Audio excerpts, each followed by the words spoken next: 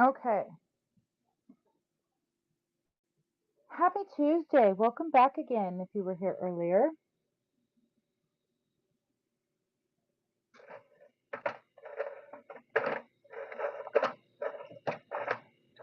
How's everybody's day going?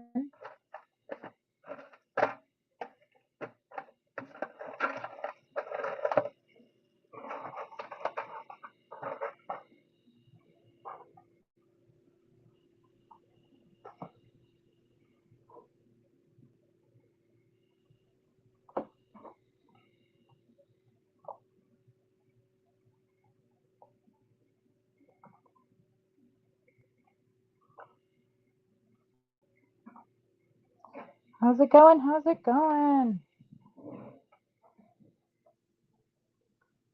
Hello, hello. Bear with me just a minute. As always, I'm just horrible about figuring out how much time it's gonna take me to get ready. Well, and then like the dogs need something or the kid needs something or you know, something something. Hello, Raisin Red. How are you today? Happy Tuesday.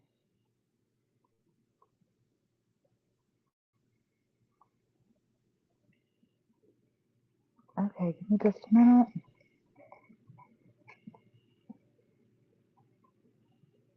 How's it going?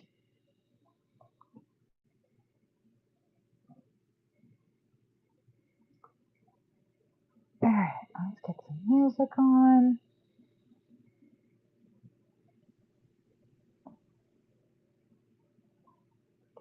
Hello, hello. Welcome in, everybody. Welcome in.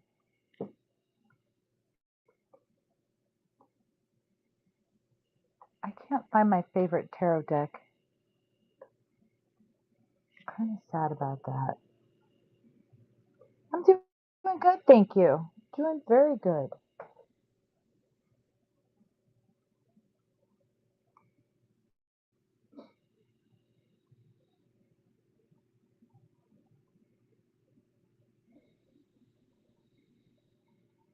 Had a busy day, actually. Free crystal sets you every month? Yes, I said it. Free every month. All right, let's turn that down a little bit.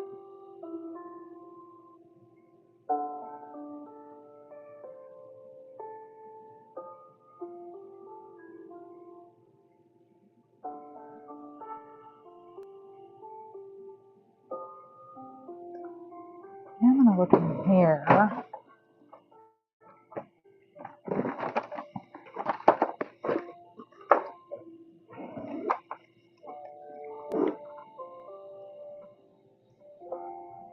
That's another good one right there. Yeah, I did a live this morning while I was packing, and that was fun. We did that. Um, Then I went to the post office, and then I spent about an hour on the phone with FedEx. Those guys are ridiculous. That's not in there. What the hell?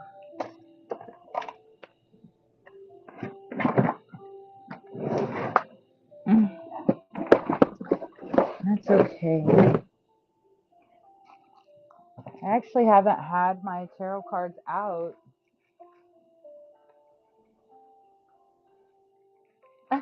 Yeah. We'll do another one probably tomorrow night. So I played that for a little bit this morning. And there were still 3 stars left that didn't get found, but I went ahead and put it up. I was like, okay. Yeah, yesterday I had to get off. I had to get off here. Usually in the evenings I can't, like Wednesday is usually the only evening um that I do lives, like later in the day, and usually my brother comes over and we do them together. So we do like a big show together Wednesday night. Um but we've been just kind of restructuring life, and all the move and changes, and he had to get a different job, and it's just been a whole thing. So we haven't been very consistent with that yet, but we're hoping to get back to the consistency. Not sure if he's gonna be here tomorrow night or not, but yeah, life definitely happens. Well, and so he worked for me at the campground that I managed.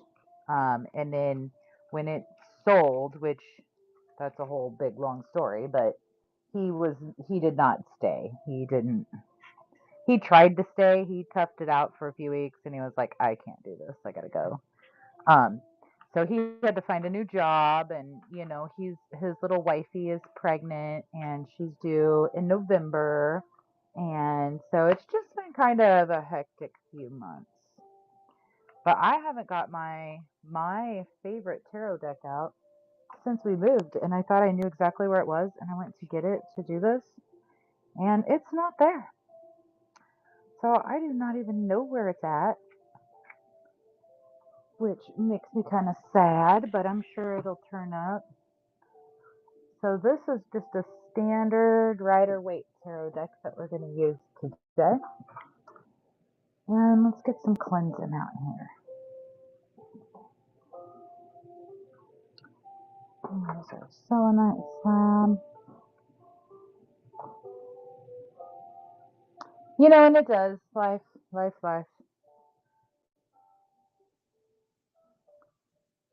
And where's one of my stages?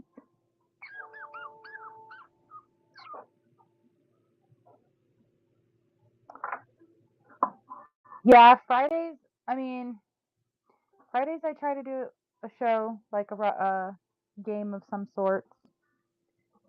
We were doing $2 Tuesdays, but I decided to switch it up and do Tarot Tuesdays. Just because I haven't been playing with my tarot cards and doing those things I need to do on the daily, and I just have not been doing them. So I thought, you know what, this is a good way to get me back into that habit. So I changed it to our Tarot Card Tuesdays.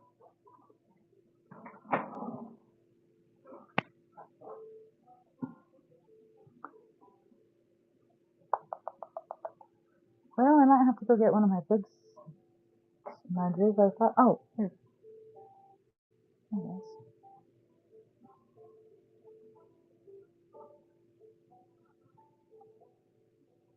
Okay, I think I'd like to.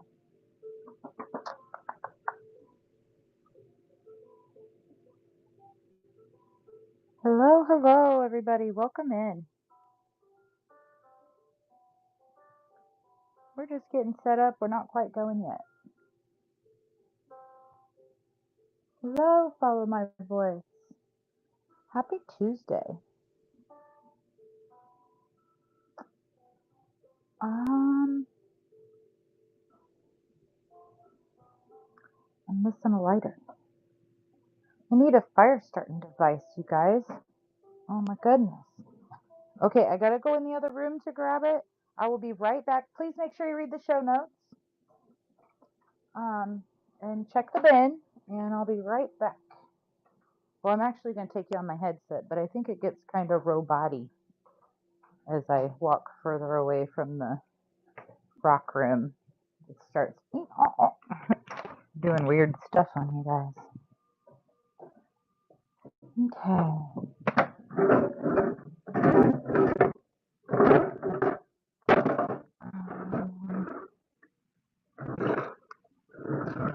Where are they?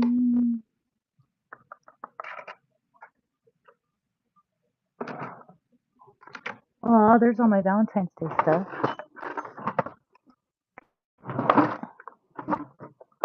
I forgot about all that.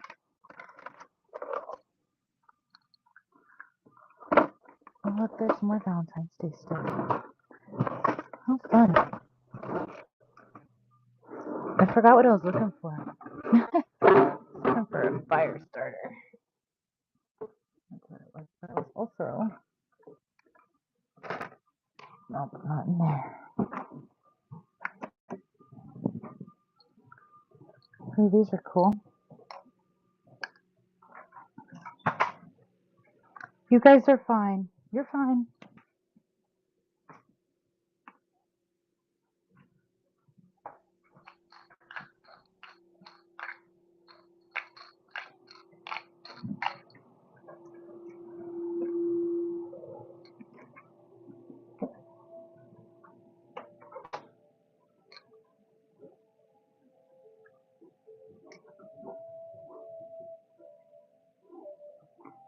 I don't know what they're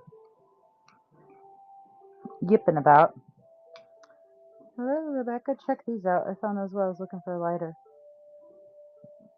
They're like, I don't know, resin. Shark teeth for crafting and stuff. Like, oh, I need to bring those in here. Okay, got the fire starter. Almost ready, guys. Almost got it. Almost got it.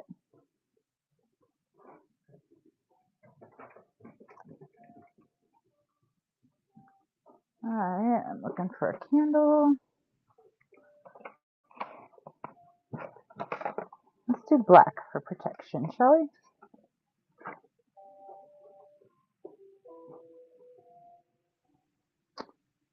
And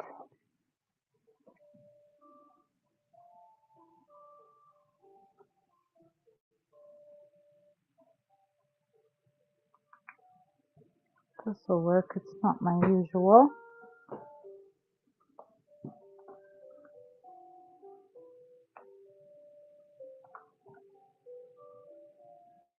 Okay. I'm going to kind of adjust this a little bit. So I am not like a master tarot card reader. I work in the Akashic Records and I do past life regressions. And so I've always played with tarot cards for my own personal use.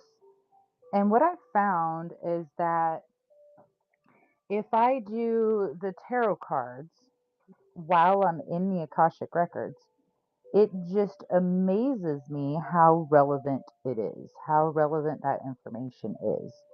And I always get like channeled information that comes in why I'm doing the tarot cards or working with somebody. So I don't really offer just a tarot card reading. So I also don't like to, for some reason, I'm just not comfortable with my own interpretation of the tarot cards. Always kind of been like that. So this is my favorite book. This is the Guided Tarot. And if you go to my Facebook page, I do have a link to this book. So what I do is I read, we draw the card, and then I just read to you from the book what it says about those cards, or if we do a 3-card spread. And then the Akashic Records, what are the Akashic Records? So the Akashic Records are like, it's like a library for our souls, basically.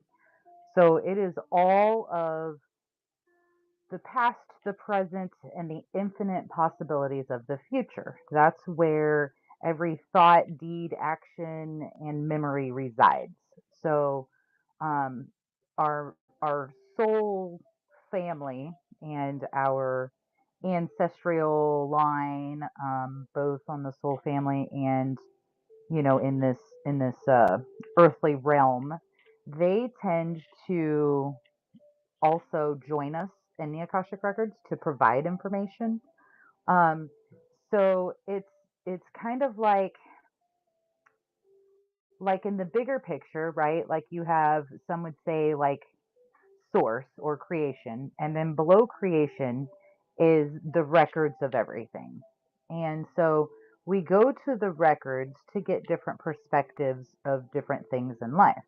Kind of like if your car's broke down, you're not going to go to the doctor's office to fix your car, right? Or if you're having medical problems, you're not going to go to the auto parts store and ask them, what's wrong with you health wise, right? So we go to the Akashic Records and we ask for the best information from the best guide that can help you with whatever situation it is. So it's a really cool thing. We do Akashic Records sessions Those I do private via Zoom. But I thought that this would be kind of fun because, like I said, I hadn't been getting my cards out and doing that like I normally do since we've moved. And so I thought, well, this would be a fun way to kind of introduce all of that together to everybody and just kind of have some fun with it. So um, I don't want any like super deep questions. We're not going to do that. This is all just going to be general guidance and general advice. If you want to do like personal, super in depth or, private kind of things, like specific types of questions and stuff, then we can schedule that and we'll do it through Zoom. Because they get really personal and a lot of information comes out in those sessions that even if you think you're okay with sharing it in the public, you're probably not going to be once that information starts coming out. They are also tend to be very emotional and very healing. So, when we're doing it, I've never actually done it live like this, like on the internet. It's kind of different for me. I'm learning the whole technology thing. But they are very very healing and very emotional kind of sessions. So, and I have people come in and they ask all sorts of different questions. And the answers they get in the Akashic Records are just amazing. And sometimes it's not what they think they're going to get. And then later they call me back and they're like, I thought that didn't make any sense at all, but after I went home and I thought about it and I, this and that, then like all of a sudden it just dinged and I was like, "Oh my gosh, and it is exactly what I was looking for. I just didn't even know." So it's really an interesting thing. The Akashic Records are pretty amazing. Okay, give me just a second here. I'm still getting situated. My internet's being kind of slow.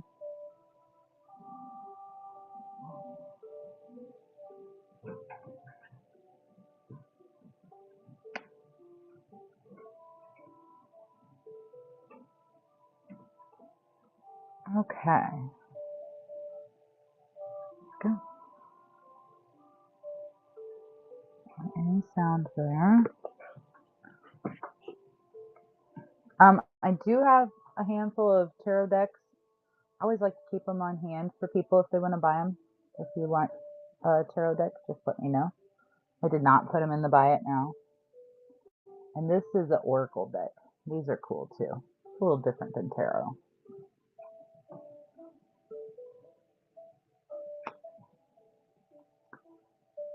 So I did find, I did not find my favorite personal tarot deck, which that's okay. Maybe it's a sign I shouldn't be using it for everybody. But I did find my past life cards. So if you want to do a one card, I'm going to give you the choice if you want to do a tarot pull or if you want to do a past life. So we are going to light our candle here. And today we're using a black candle because black is great for protection.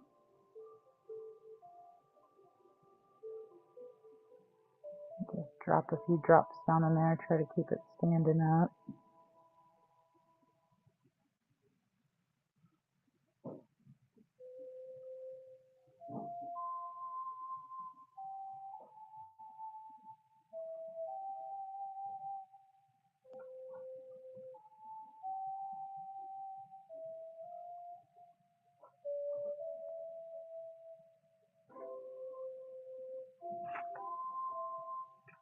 Alright.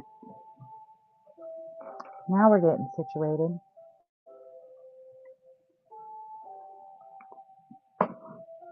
Oh, look who feels I want to speak to.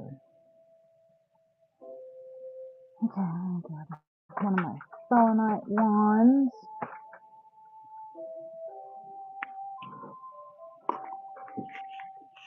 I'm just going to do some cleansing around my body.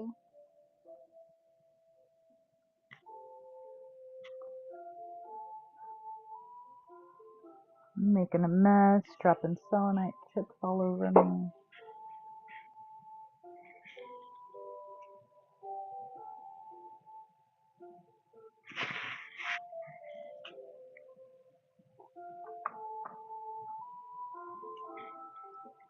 I actually have one of these that's already burned a bit. We're going to continue to burn it. These are sage bundles that we grow ourselves and harvest every year.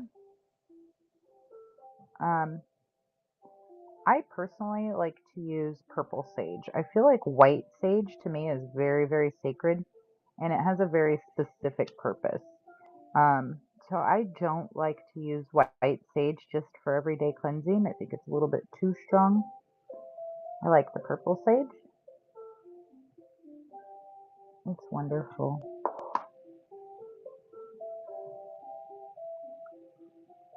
I'm just going to cleanse our cards.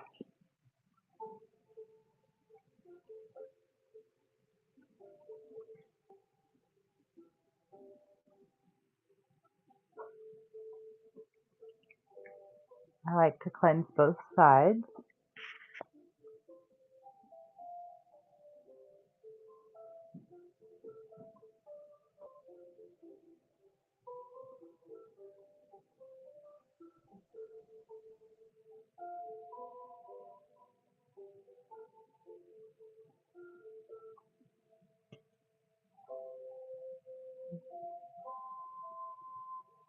And we're going to ask for protection. And let them charge and cleanse on our selenite.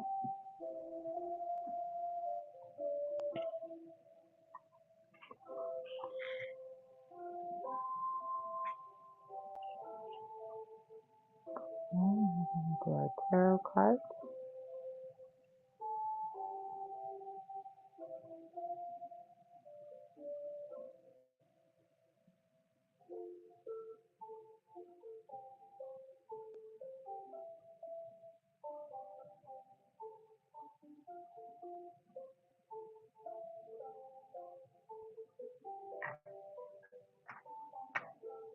Again, both sides.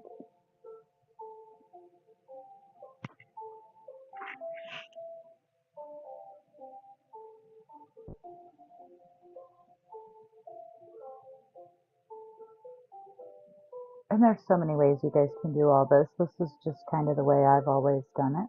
So feel free to set up your own little routine. Pick out the things you like best. Smoke is going out. Just enough to finish. It says the room is clean already. Thank you, Sage.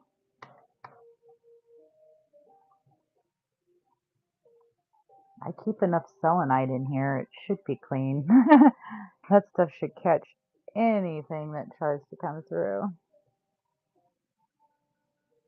Okay. Plenty of protection.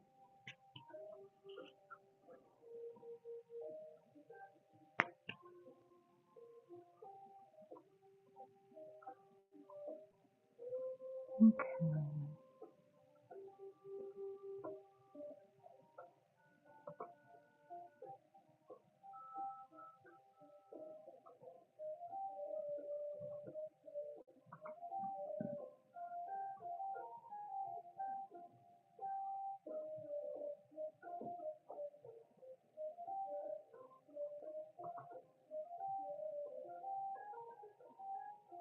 All right, guys, give me just a minute. I am going to just meditate and open up my records. It won't take but just a minute or two. And then we'll get started playing with some tarot cards.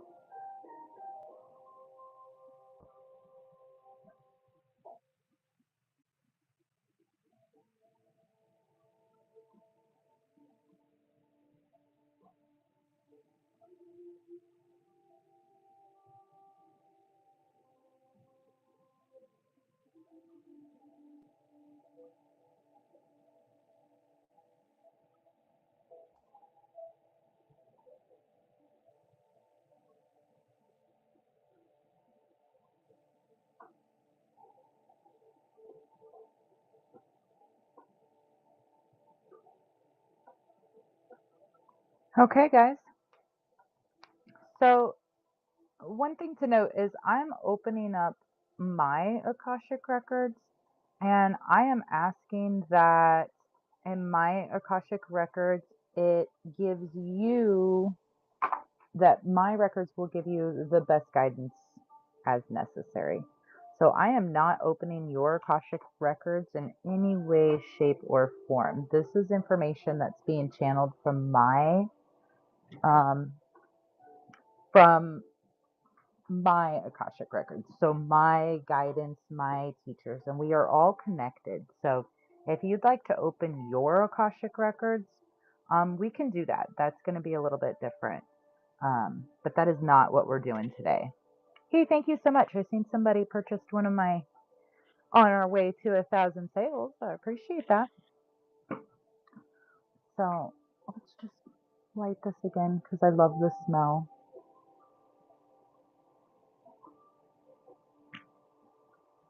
Yeah, thank you. I appreciate it. I seen it pop across the screen right as I was opening my eyes. I was like, oh, sweet. Okay. All right, guys. So you just let me know if you are interested, if you want me to do a card pull for you. You can choose between just a single card pull or you can choose a past life card pull. Either one. And just say, hey, I'd like a past life, or hey, I'd like a tarot.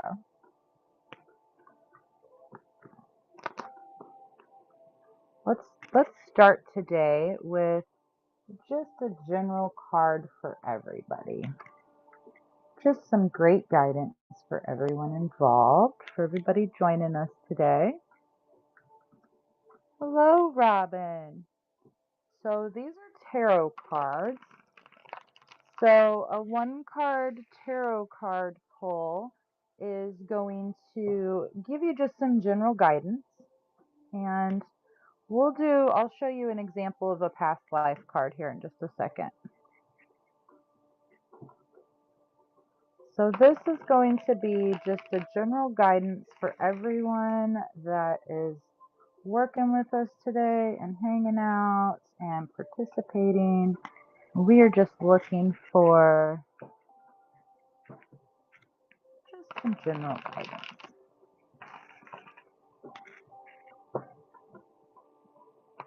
All right, let's see what we got. Six of Cups.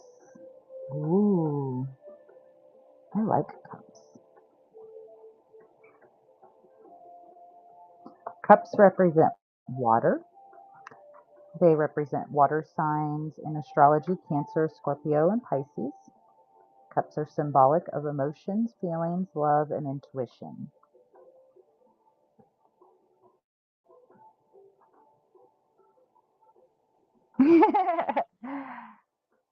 Yes, absolutely, BK. I'll do yours next. And yeah, we can do some past life ones too. They're fun. I think so. All right, so the Six of Cups. A loving exchange of support and care feels like home. After a period of grief or hardship, you've crossed the bridge into a harmonious energy of the Six of Cups card. A young boy and girl dressed up like a storybook character appear to be playing in the main square of a sunny yellow town. The boy hands a cup with white flowers to a little girl. The two are surrounded by white flowers, filled cups symbolic of innocence.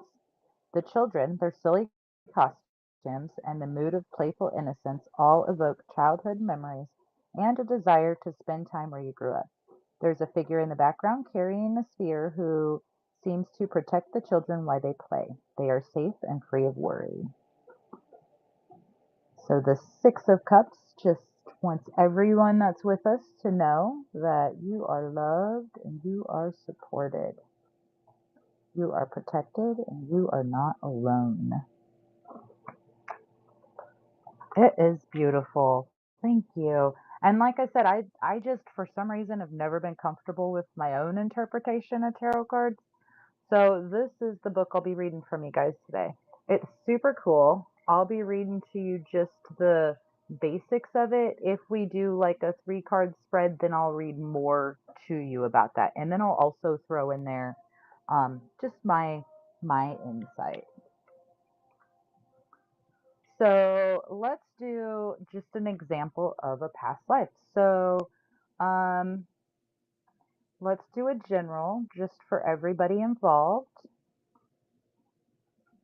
which I don't know. We'll see how that works. I've never really done a general one, but we're going to try it. Usually when I'm doing past life stuff, it's like one-on-one, you know, so I don't know how it's going to work if we do a general. Let's see. We are looking just for some general past life advice or guidance. Absolutely, Robin, we'll do that.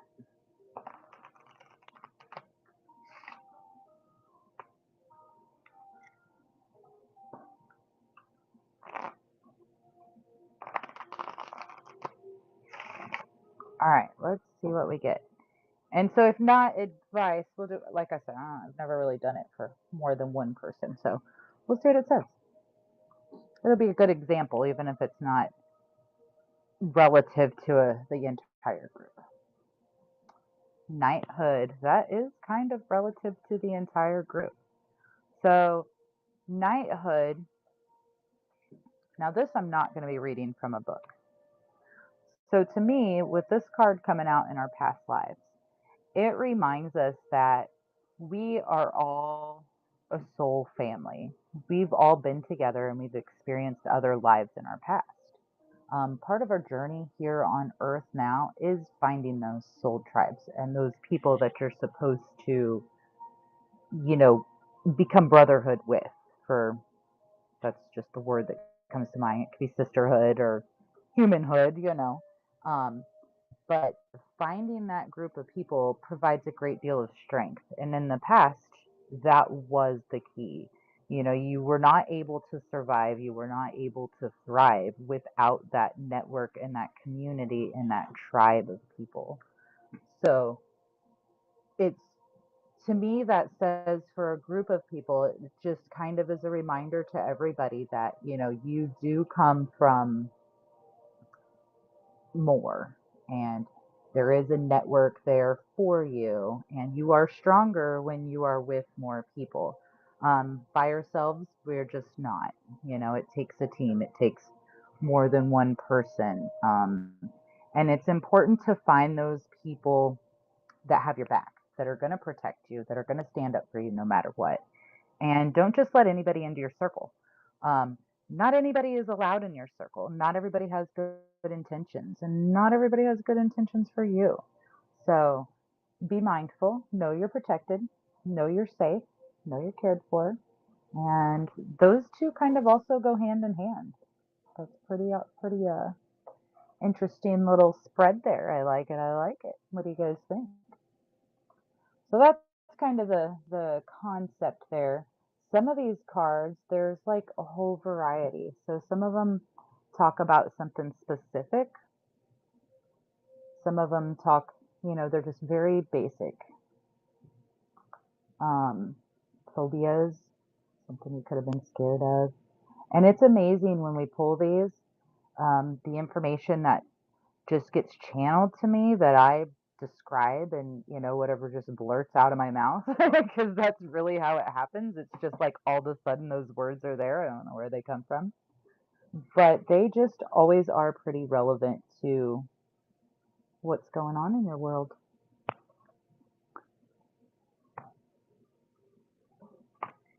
So very cool. Very cool. All right, let's see. Let's do BK. That's who was first.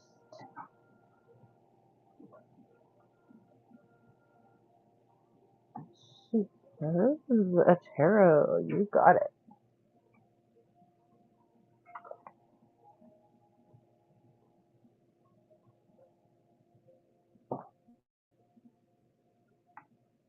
Put that over just a little bit.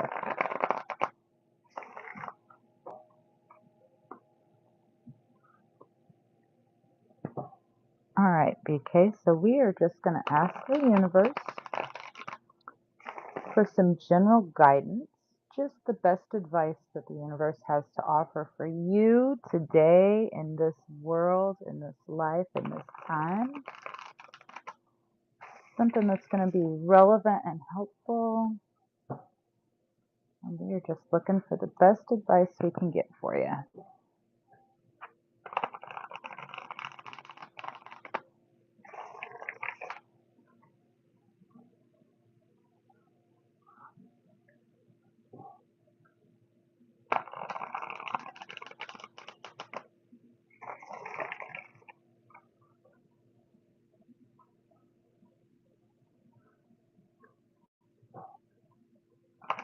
Last time.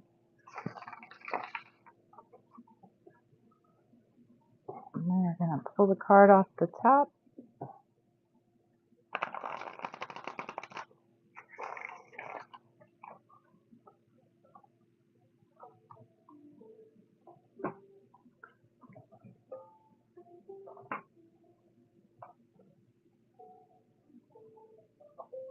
Aw, the Two of Pentacles.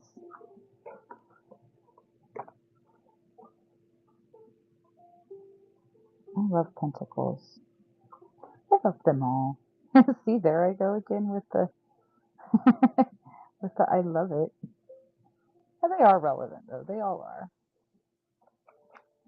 So the Pentacles represent the element suit of Earth and Earth signs in astrology. Taurus, Virgo, and Capricorn. Pentacles are symbolic of money, the physical body, nature, stability, and all things abundantly tangible. An easy way to remember Pentacles is that they are associated with money, health, and stability is to think about the phrase, money doesn't grow on trees. Yet money is made of paper and paper comes from trees. The idea of planting seeds for future growth is another reminder of the earth element. Also consider stability and how feeling stable in your body is called being grounded. For many of us, feeling stable in the world is linked to having an adequate amount of wealth.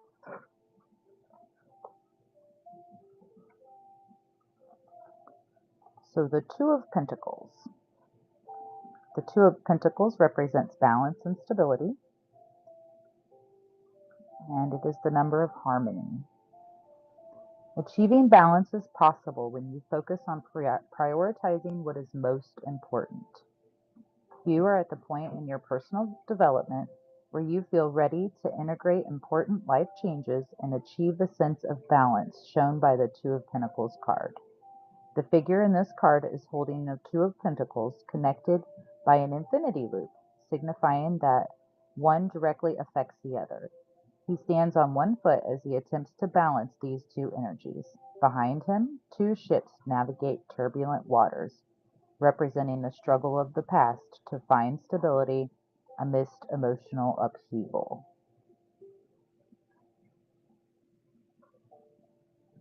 And so I'm also getting, like I said, those words, the things just appear in my head, through the Akashic records. But I'm kind of getting the feeling that you really have struggled with balance in the past and have not done a very good job of prioritizing yourself or taking care of yourself. It's always been about everybody else and doing for everybody else. And that you've finally reached the point in your life where you realize, okay, I need to start taking care of myself. And journaling. You should start journaling. I don't know if you journal or not. Do you journal? Are you a journaler? Yeah, pretty spot on. It's pretty amazing, isn't it? I love it. Um, a journal. So something that is going to, I feel like is going to really, really help you. Um, okay, here's my mouth is going to come out now. So get you a pen and paper, and I want you to just sit down and write it out. Okay, like as often as you can, once a day, in the morning, at night, in the middle of the night, the middle of the day, just whenever you can, just sit down and write it out, okay, on a piece of paper. It doesn't matter if you spell things correctly, it doesn't matter if it's a coherent sentence. You could be writing down spacious, fuck, back room, car, husband, kids, school, life. It does not matter what you put on that paper. Writing down on a piece of paper is a great way to release, and it's a great way to start getting that energy flowing and getting that negative energy out of your body. Your my dogs are ridiculous. You're releasing that energy. And so I call it a fuck it journal, right? Because then when you're done with it, don't worry about what you write down. Don't even worry about it. Just the practice of writing. When you're done, you can tear that thing up and burn it. You can throw it in the trash. You don't ever have to look at it again. But start journaling. That's going to help you move that energy through your body and help you to start getting more balanced. So I definitely feel like that would be beneficial too. I love it. Would you like a past life card too?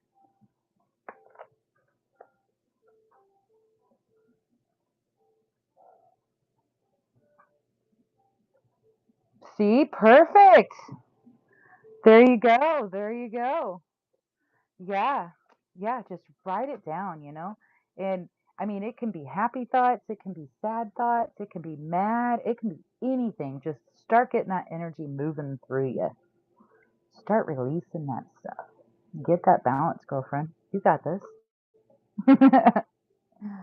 Thank you so much. But do you want a past life card too? Want to do one of each?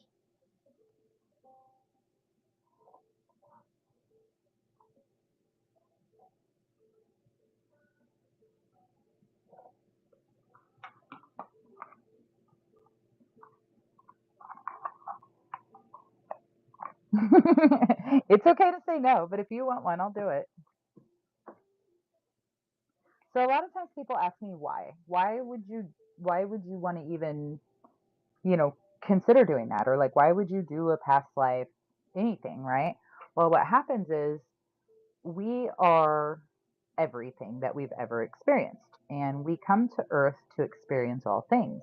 Well, there's no way that in one lifetime you can experience all things earth has to experience. So we come back multiple times, right? And sometimes in our past lives, something that can happen that doesn't get resolved. Well, as you know, when we're born again and we're born into this life, we have no memory. We have nothing to go by. We can't just be like, oh, well, in my last life, what about that?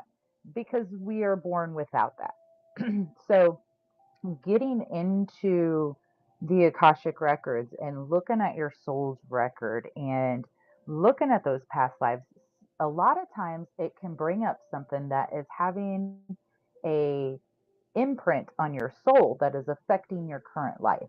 I had one lady, just for an example, she had horrible headaches. She'd been to the doctor, she'd done all kinds of things. She had horrible headaches. And so she came and we did a session. And in her session, it was actually a past life regression. So that would be a little more deep than what this is going to be. That's like a whole more deep thing. But what we found in her past life regression was that in a past life, she had escaped from a ship of some sorts, we don't know, on a little lifeboat. And the lifeboat crashed into shore. And when it crashed on the shore, she hit her head and split her head open. And she was trying to get back to her family, and but nobody ever found her. So she laid there on that shore with this gushing, big old gash in her head, and then her life had ended. So she was not ever able to get any closure or finish what she was doing or anything like that. So, like I said, then after the session, you go home and you would listen to that information and everything. And so within a couple of weeks, she had called me back and she's like, I woke up this morning and I realized that I have not had any Excedrin for my headache for a couple of days now. Um, I think that maybe we've finally gotten somewhere with it. So it was an impression from a past life that was actually causing her physical pain now. So that's why we go into past life regressions and we go into past life experiences and stuff is because we're looking for things that are still affecting you today. Um, Sometimes it's like a phobia, like you're terrified of spiders. Well, why are you terrified of spiders? That was one for me. Why am I terrified of spiders? Well, I found out that in a past life I lived in a cave, and those spiders were really big, and they bit, and if they bit you, your skin got ate away, and so like it's just kind of interesting stuff. But oh, thank you so much for the tip. I appreciate that. So, and like I said, this won't be nearly as in depth as that. This is just kind of more general, little more lighthearted. But yeah, cool stuff. Okay, let's do it.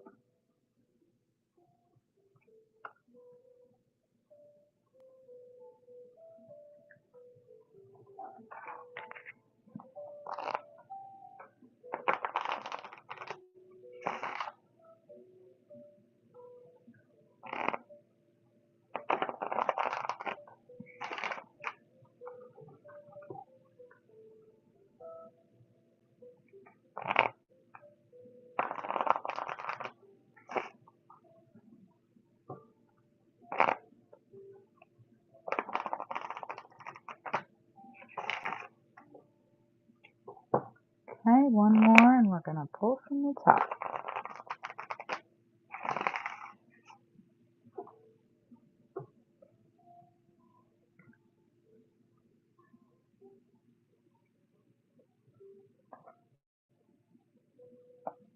Knighthood. How crazy is that? Shuffle it all those times, and that same thing comes up. That's interesting. So here we're seeing that you've reached the point in your life where you're starting to look for balance and you're wanting to take care of yourself.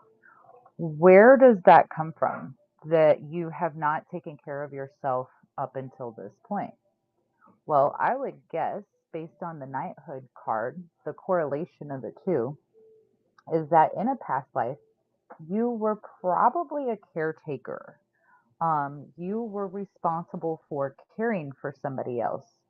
You might have even had like experiences or in this lifetime you might have even had like experiences or just kind of a strange fascination or curiosity about like royalty and queens and kings. um, I would say that in a past life it was your duty to serve and protect, so you were not allowed to take care of yourself. um, it's important now to know that you can do that. You can start taking care of yourself. You are not here to serve anybody, you're here to assist. And there's a big difference. Um, Old world, old ways, serve was very important. That is not where we're at now. We are not here to serve anybody. You are not here to serve anybody. You are here to assist. So you can have that balance now. You can take care of yourself and assist and protect others and help them to take care of themselves too. You don't have to do it all for them. You can teach them and, guide them, not to serve.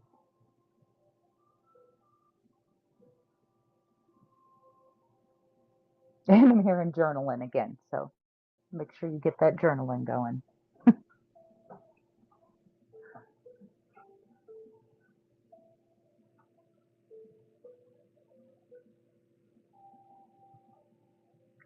How's that make you feel?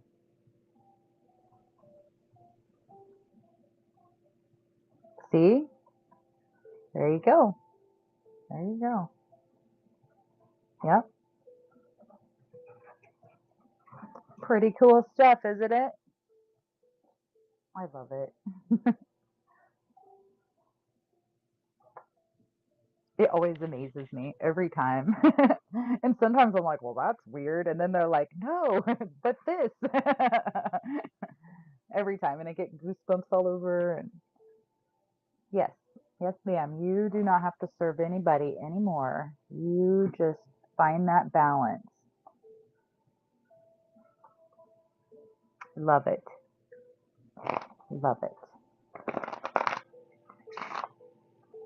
And if you ever have questions, like don't hesitate to just send me a message. I'm not super quick to answer the whatnot messages because it's weird. It doesn't notify me and stuff. So, but I try. But anytime, you can always send me a message. I'm here for you, girl. Or boy. Are you a girl? I'm calling you a girl. Are you a girl? Is that the appropriate what I call you? I'm not very good with that whole appropriate thing, too. I try to be, but.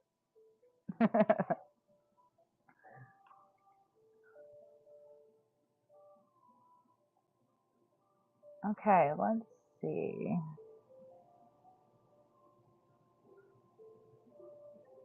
I think somebody else said, was it Robin was next?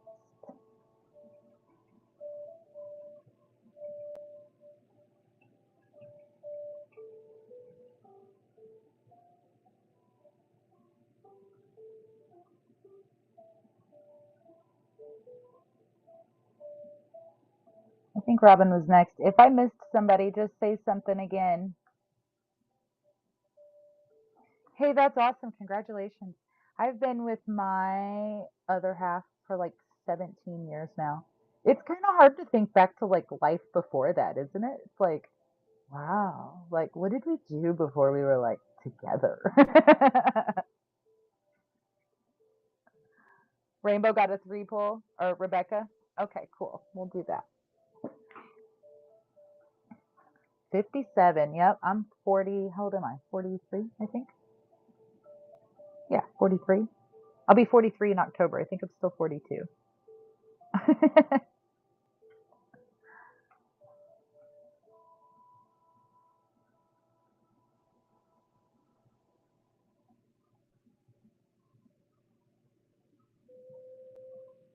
Right? It's like, shit, I don't know, man. I tell everybody I'm 30. Most of the time when people meet me, they guess I'm like 30, so I'm like, oh, I'm 30.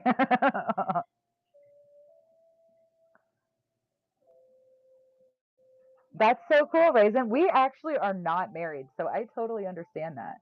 I am totally with you. Yeah, we just never did it, you know?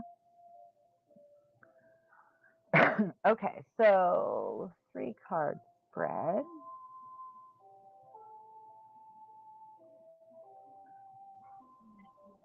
Rebecca, are you here?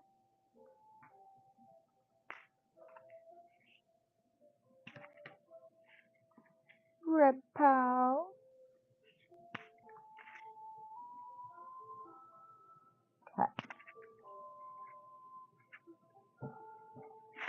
Right, and that's why we never really did it. It is just paperwork. It's like,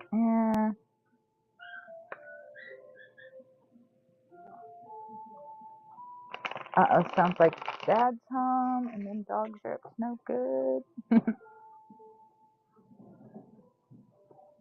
Okay.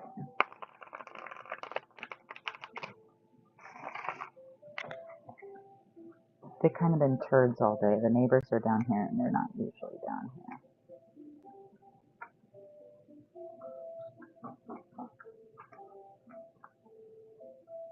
Are you knocking on my door? No.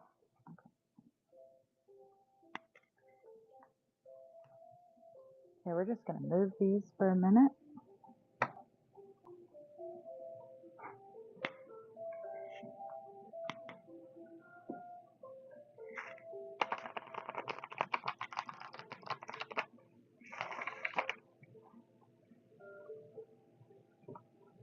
All right, Rebecca. So we are going to do a 3-card spread. When we do a 3-card spread, we look at the past, the present, and the future. In a sense of how is the past affecting your current situation, kind of what your current situation is and what it's looking like, and some advice for how to go forward. And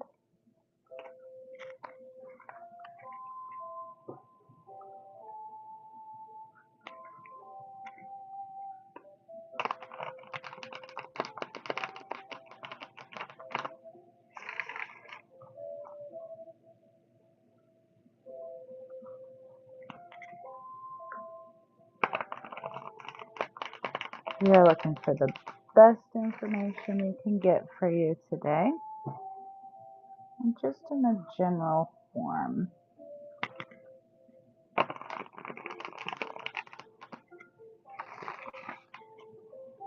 All right, we're going to go one more time, and we're going to pull from the top.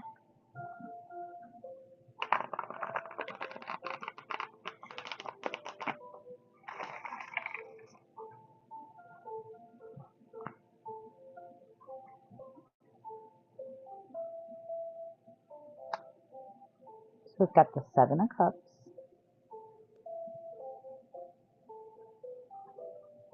the 10 of Cups, and the King of Cups. Lots of water there.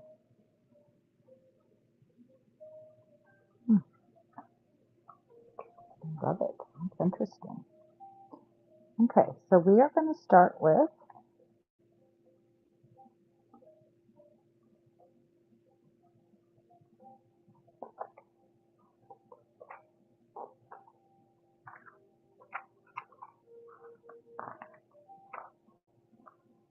the Cups. The Cups represent water, and the water signs in astrology, Cancer, Scorpio, and Pisces. Cups are symbolic of emotions, feelings, love, and intuition. Beginning with the Ace of Cups, we're going to explore the universal meaning of each card. An easy way to remember that cups are associated with emotions, love, and feelings is to think about the phrase, "My cup runneth over." You can't pour from an empty cup. And is the glass half full or half empty? So lots of water, lots of water.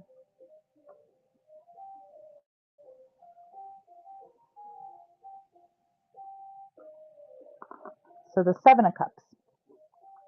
The 7 of Cups represents possibilities and daydreaming.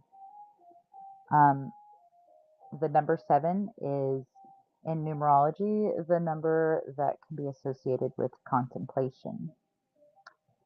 So it also cautions us against illusion and confusion. So it says, if you can dream it, you can achieve it. Just make sure that you understand your choices and have a solid plan before you act on your emotions. Imagine the endless possibilities in the activity depicted in the 7 of Cups card. A figure marvels at the 7 of Cups that appear to be emerging from the clouds.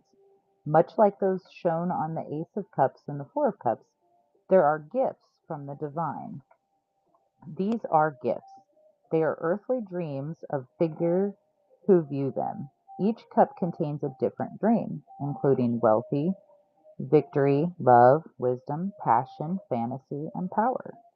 The figure must carefully consider the cost of these dreams and what it would take to make them real.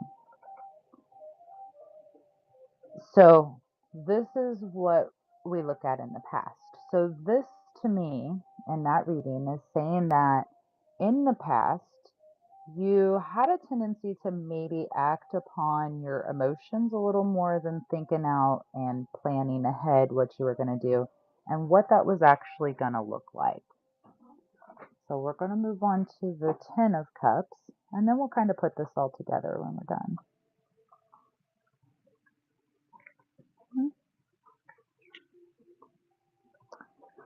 So the 10 of Cups represents happiness and fulfillment. And in numerology, 10 is a complete cycle. So the accumulation of emotional fulfillment is the gateway to your next adventure. A celebratory card filled with the energy of completion. The Ten of Cups indicates that you've reached an apex of emotional fulfillment. On it, a happy couple stands in an embrace, with their free arms outreached as they welcome 10 shining cups that have appeared in a rainbow above them. Their 2 children dance beside them, and the river runs through the lush landscape they inhabit, leading to a house on top of a hill. This couple has it all, including love, a happy family, and a safe home. They are grateful for their prosperous life.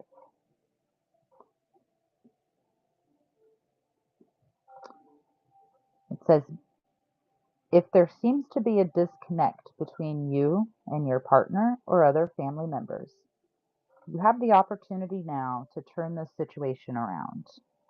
Be patient, listen to your heart, and follow the guidance that the universe is trying to give you. So this is, to me, here's where we're at. In the past, you maybe tended to act out on emotions a lot, and you've kind of come to the point now where you're kind of fulfilled. Things are going the way that you wanted them to go. You're doing really good in life. You've got all the things that you need. Um, but maybe, just maybe, you're still kind of letting those emotions get in the way.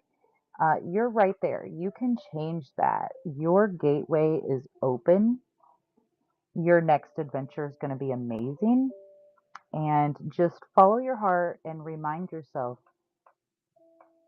look at your options. Know that you're full. Know that your house is amazing and your home and your family. Straighten that path out. Make that connection. Build that connection back. And then the King of Cups.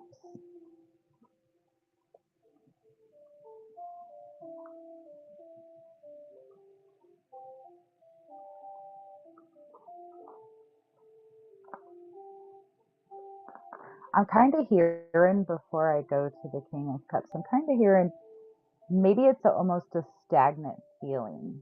Like you've achieved these things and you're kind of just like, okay, well, now what? And maybe kind of bored in life and just not really sure, makes you kind of feel uncertain about everything. And I think this is saying, don't feel uncertain about everything. Everything you have is there for you, and you need that. Rebuild that connection, because there are still more adventures to come.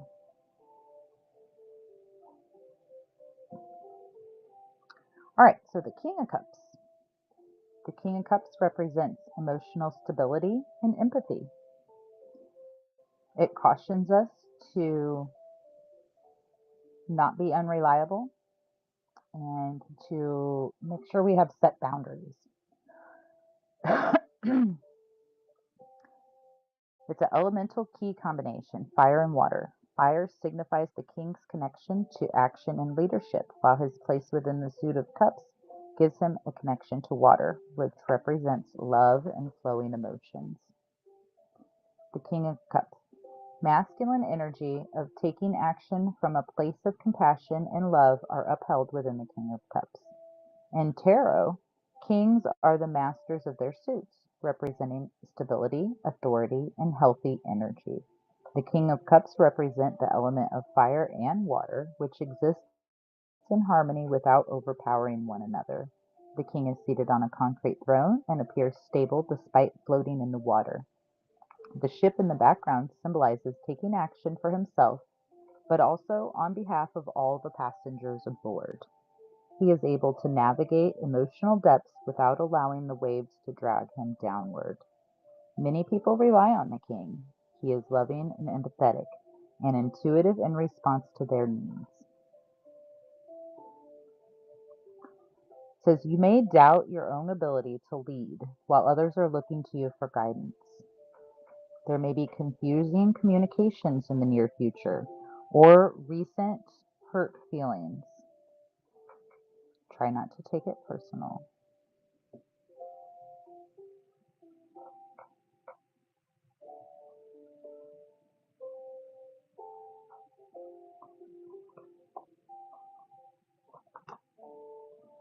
So to kind of put it all together,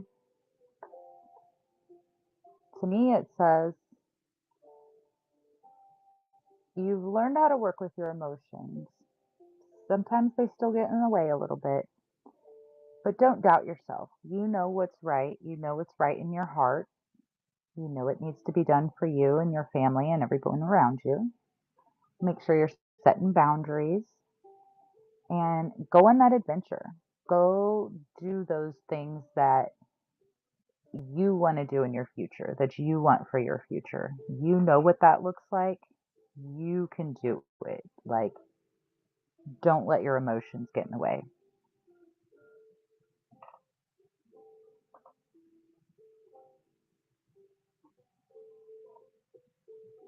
Maybe you should take a cruise.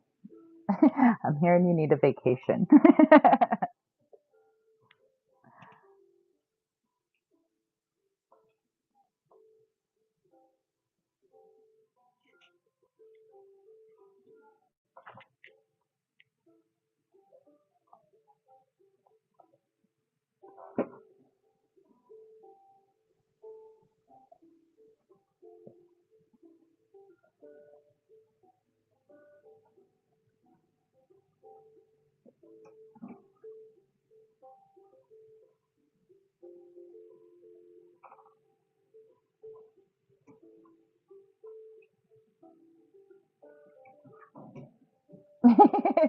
Yeah, totally do need a vacation. Even if it's not a cruise, I think you should just get yourself a little bit, even if it's just for a day. Go treat yourself. Go relax somewhere. When was the last time you did that? Don't doubt yourself either. You got this. So many more adventures. Yeah, right? Right? For sure. Isn't that fun? I love tarot. Well, good. I hope it helps you in some way. Yeah, find you some me time. I think that's going to be really important for you. I think it's going to give you a whole new, rejuvenated, just amazing feeling. Yeah, good, good, good. Yep. Yeah, even if it's just, take a couple hours, like, I don't know, just even a short little getaway. Maybe there's a lake near you or a river or creek or something. You can just go get into some nature for a minute and just, ah, you know?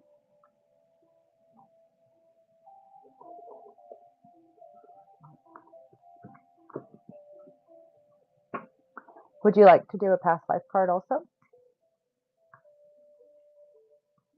Thank you, Rebecca. I appreciate you. Would you like to do a past life card? Let's do it.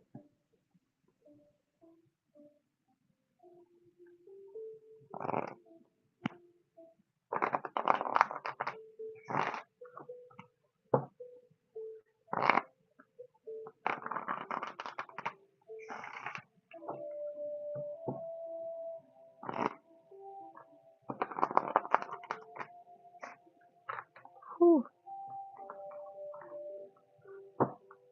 All right, one more time, and we're going to pull from the top.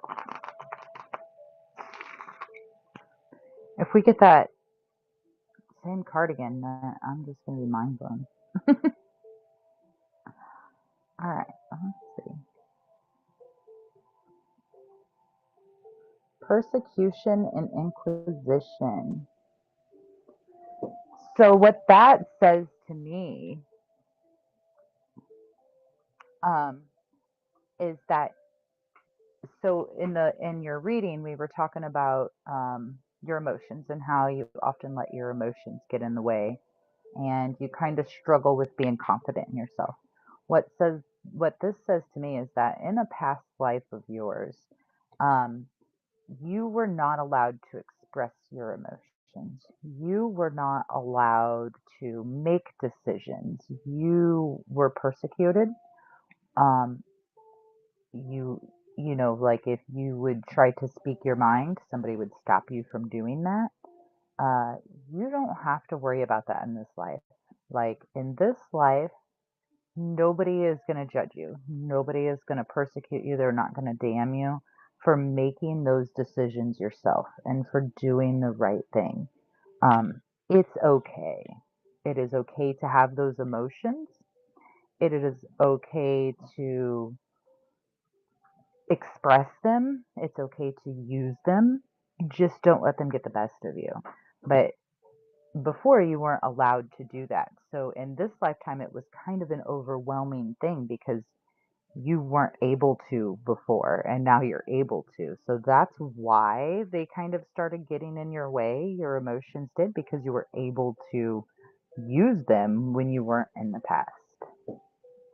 So don't be afraid to make decisions. Don't worry about what other people think. Nobody is going to come knocking on your door and unalive you for making those decisions like they maybe did in the past.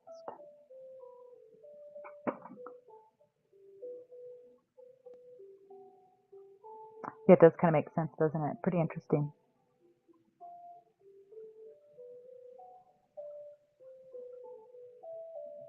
Pretty interesting stuff. I love it. Hey, you're so very welcome. Thank you. And I will send you a cool little something awesome little special piece too. I'll pick those out after we're done. Okay, Robin was next, and then Raisin. Yes, absolutely. We can do just the general 1-card one, or if you'd like to do the 3-card one, that is in the bin.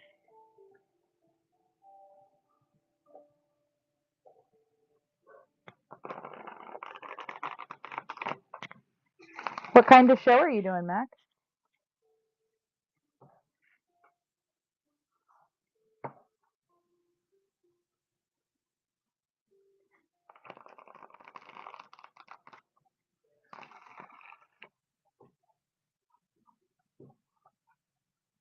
What's your thing? Tell us about it.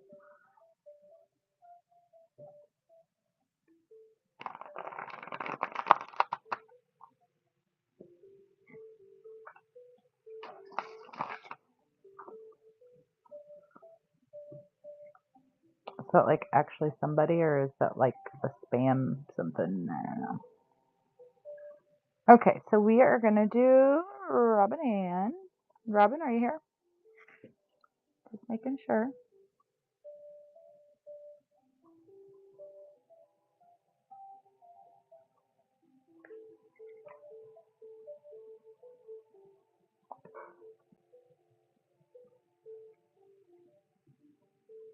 Okay, Robin might not be in here right now. We'll do yours, Raisin. Raisin.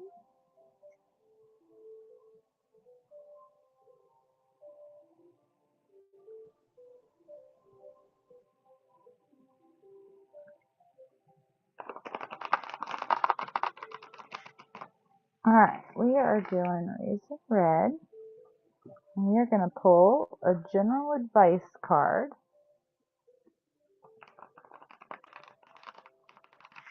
And we are just looking for the best advice that the universe has to offer today.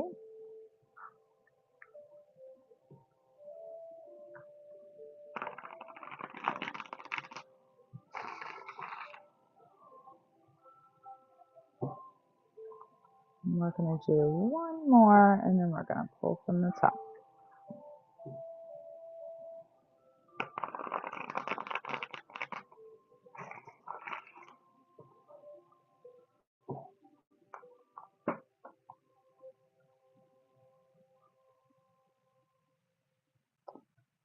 The Death card. So when we do general readings, we don't worry about which orientation they are. And don't freak out. That's not necessarily a bad thing. In fact, it's usually a good thing.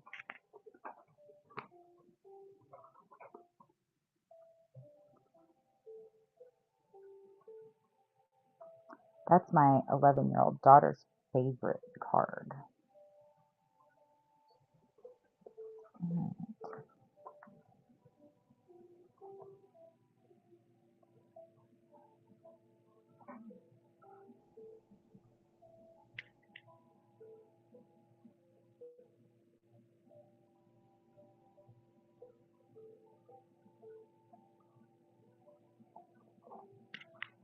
Okay,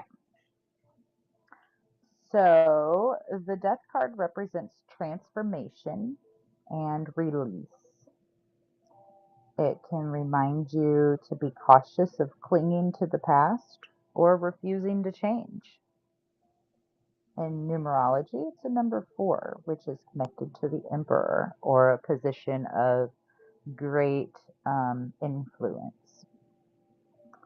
In astrology, it is Scorpio, which is transformation, power, and protection. So, death is the ultimate transformation, a cycle of release leading to rebirth. Death, death is perhaps one of the most misunderstood cards in tarot, and the one that is overflowing with rich symbolism. It appears as a skeleton dressed in black armor riding through a scene of figures near death or already dead, holding a black flag with a flower and ears of corn on it, representing the growing and harvesting seasons that align with the seasons of our lives. A religious figure appears to plead with death, while a child and a young woman kneel nearby, both symbolizing innocence and transition. In the distance, the sun rises between two towers, representing the conscious and unconscious mind. The skeleton is yellow, the color of spiritual enlightenment, as are the robes of religious figures. The horse he rides symbolizes the freedom that arises from embracing transformation. And the fact that he is seated on his horse looking down at the religious figure suggests that spiritual enlightenment transcends traditional religious teaching. The sun rising illuminates rebirth, a contrast to death's black armor, which indicates that shadow aspects once hidden are now displayed with pride. Death is protected during this cycle of change. Oh no, do you want me to read it? I'll read it to you again.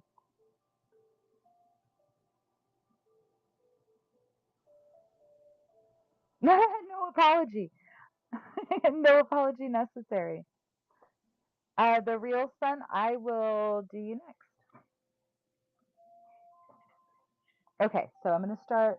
I'm going to read it to you again. Did you hear any of it? We'll just start from the beginning. All right, so the meaning of the death card is transformation or release.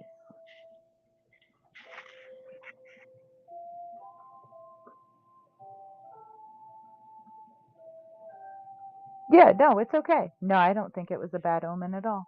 I think things happen sometimes. I think maybe it's going to be something you don't want to hear, but it's not bad.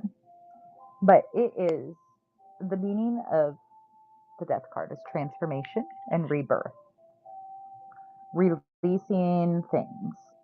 Um, it's also a protection card, and it cautions you not to hold on to things from the past and don't refuse to change. So, change is good. Death is the ultimate transformation, a cycle of release leading to rebirth. Death is perhaps one of the most misunderstood cards in tarot, and one that is overflowing with rich symbolism. It appears as a skeleton dressed in black armor riding through a scene of figures near death or already dead, holding a black flag with a flower and ears of corn on it, representing the growing and harvesting season that aligns with the seasons of our lives. A religious figure appears to plead with death, while a child and a young woman kneel nearby, both symbolizing innocence and in transition. In the distance, the sun rises between two towers, representing the conscious and unconscious mind. The skeleton is yellow, the color of spiritual enlightenment, as are the robes of the religious figure. The horse he rides symbolizes that freedom that arises from embracing transformation, and the fact that he is seated on his horse looking down at the religious figure suggests that spiritual enlightenment transcends traditional religious teachings. The sun rising illuminates rebirth, a contrast to death's black armor, which indicates that shadow aspects once hidden are now displayed with pride. Death is protected during this cycle of change, as we are all protected during times of transformation. It says, remember that this life is a continuous cycle of death and rebirth, and that change is natural. Seasons shift, and you yourself shift and grow and evolve as your own personal self along your own personal path. Change isn't always easy, but take comfort in knowing that something more suited for you will be in the next phase or the next chapter. So it also cautions you not to refuse change. Don't be resistant. It says that clinging on to something in your life that is ready to be released can be destructive. Are you resisting moving forward or stubbornly hanging on to the past? This card tells you to surrender to change even though it can be scary. Resistance can just prolong the cycle and amplify the pain. Let go and trust the universe and yourself.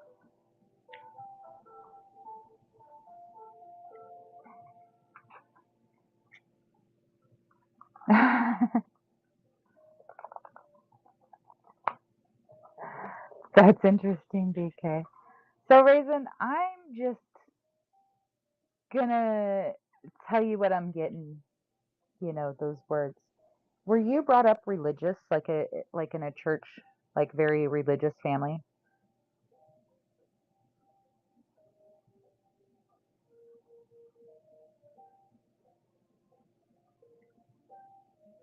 Very, yeah.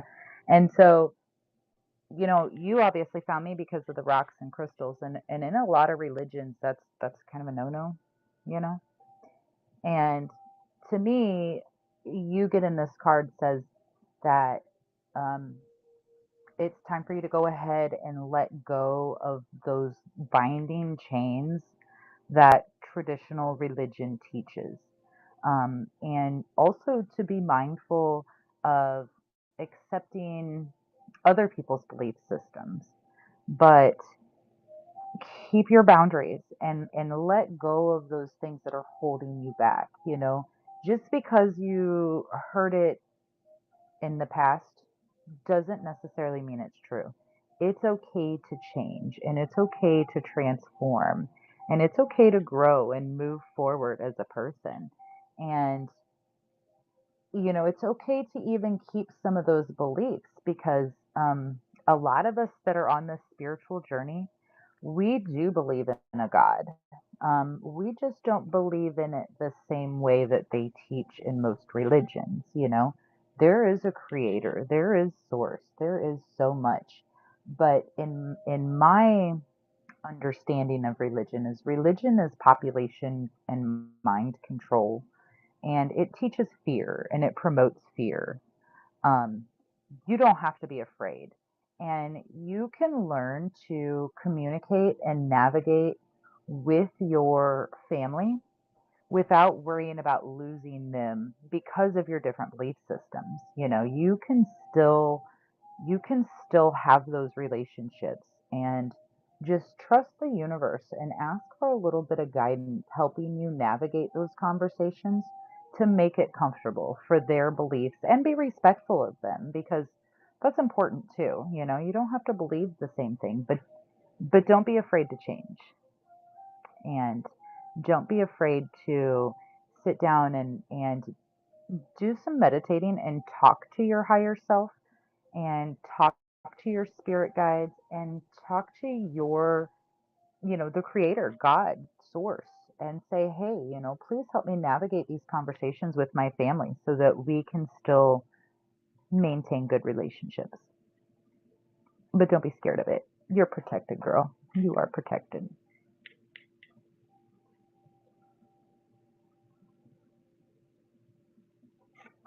You're so welcome. I hope that helps. I really do. I hope that's helpful for you. Would you like to do a past life card also?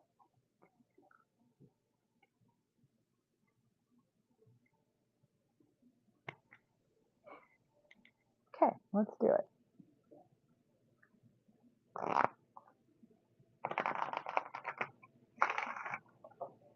And guys, if you go to Facebook and find us on Facebook, we're the same name, Gypsyn, on Facebook. If you're interested in this book that I'm reading from, it is my favorite. I have so many other books, but this one is my favorite. I love the way it's written. It's so easy to follow. It's always just spot on. Like it's an amazing book. But I have it pinned right in the top. And it's a whole little kit. It comes with the book and the cards and everything. So that link is available for you on my Facebook page. I used to keep a couple of them in my store, but I don't have any right now.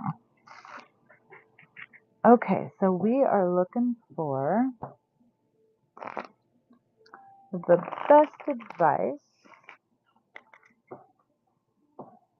to help Miss Raisin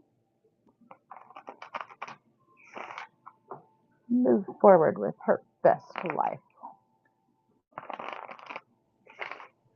And we are going to do one more. I'm going to pull from the top.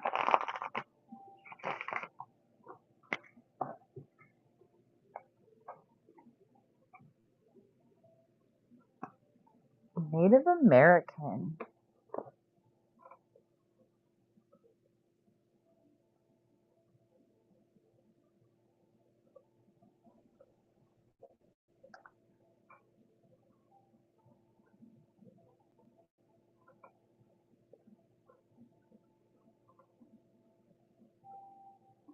Okay, so what I'm hearing here is that you have a lot of ties to the environment that you're in. You're native to that land. Um, your family and your soul family, your soul lineage has been in that area for many, many, many lifetimes. Um, this is telling me that in the past, you had a completely 100% different perspective on religion and spirituality than what you were taught in this life. And this has caused a lot of internal conflict um, because you're hearing in this life that things are this way, but you know from past lives that things were a different way. I would encourage you to spend some time outside and look into some of the native tribes that are from where you grew up, where you're from.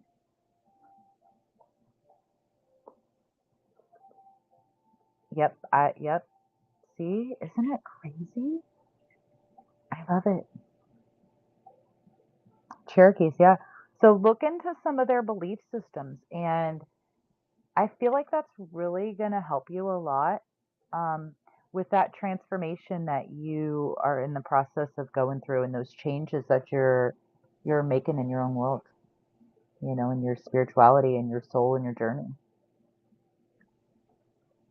Kind of look into their belief systems, and I bet that's really going to resonate like you won't even believe.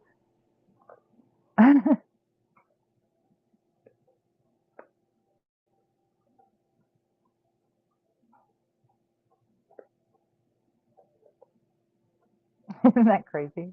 I love that. I hope it's so helpful for you.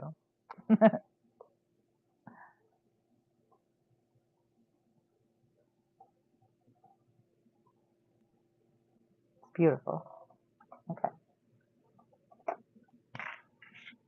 All right. I'm going to light this old baby again.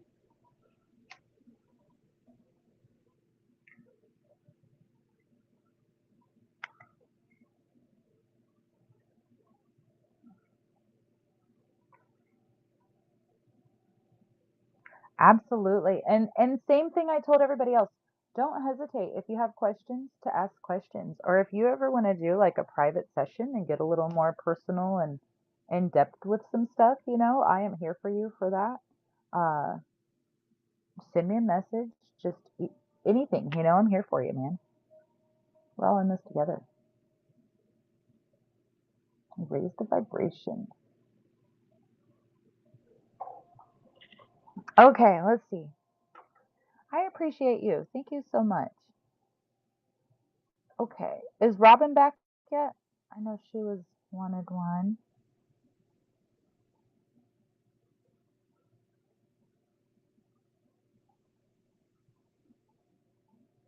Somebody else said they wanted one, but my comments are not letting me scroll up that far.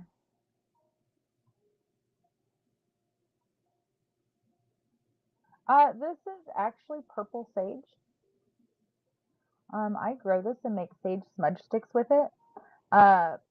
Raisin, that's something else that's interesting too. You might want to look into some white sage.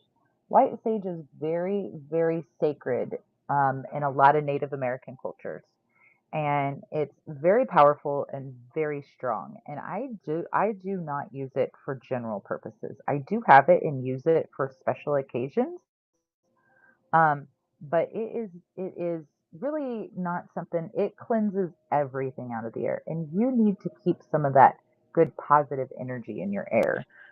So I use purple sage, and we grow this and we make these ourselves every year. And this is my last one, but I've got some growing outside, so we'll harvest some more this fall. Mulbar, absolutely. There was one other person before you. And I was waiting to see if they said something. Actually, there was two, but I don't think Robin's got back on yet.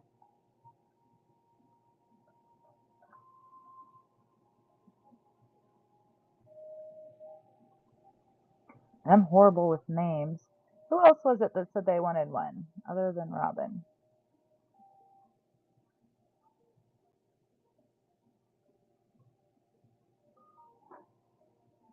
Mm,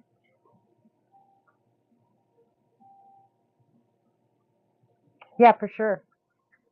For sure. Okay, I'm going to do one card for Mulbar. Mo, can I call you Mo? Are you a Mr. Mo or a Miss Mo? And somebody else asked, and my chat doesn't let me scroll back up that far. Oh, Molly, I love it. Molly.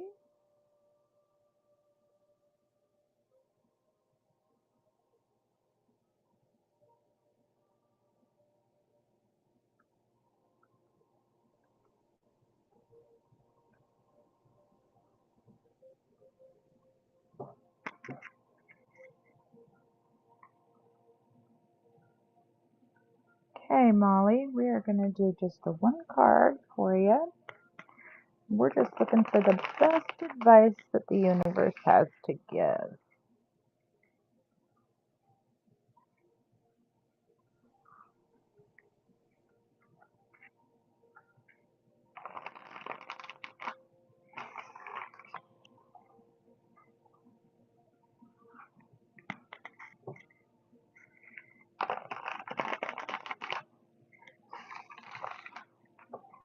And just the best advice in general.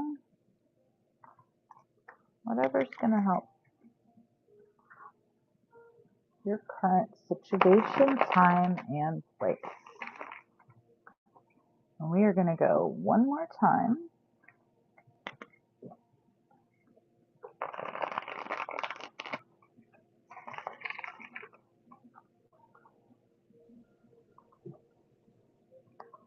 I'll pull from the top. The High Priestess. It's such a beautiful card, isn't it?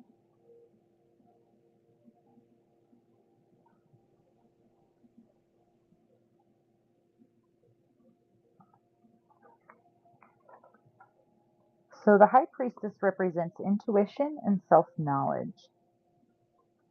It can remind you to, um, it's important to look within, and it cautions you not to be disconnected from your intuition.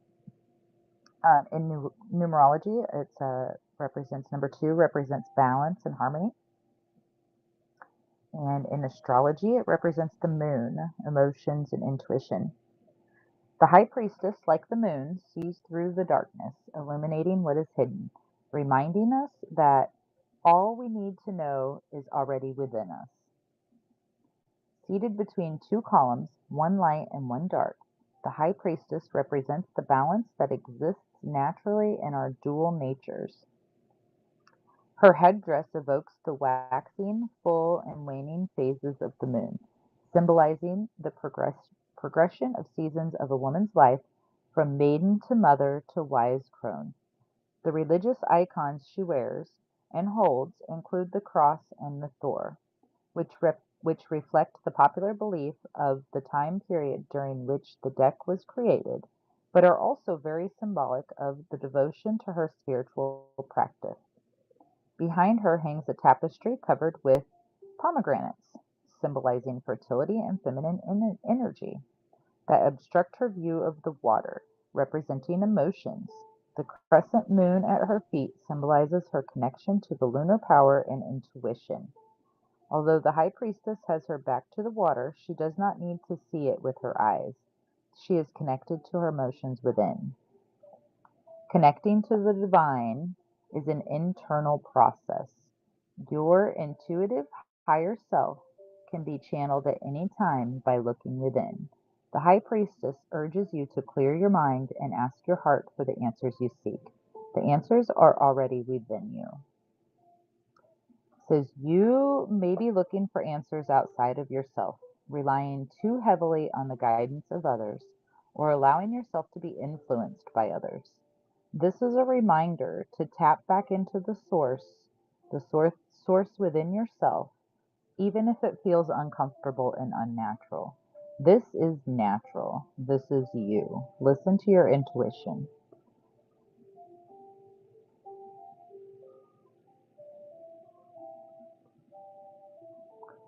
So,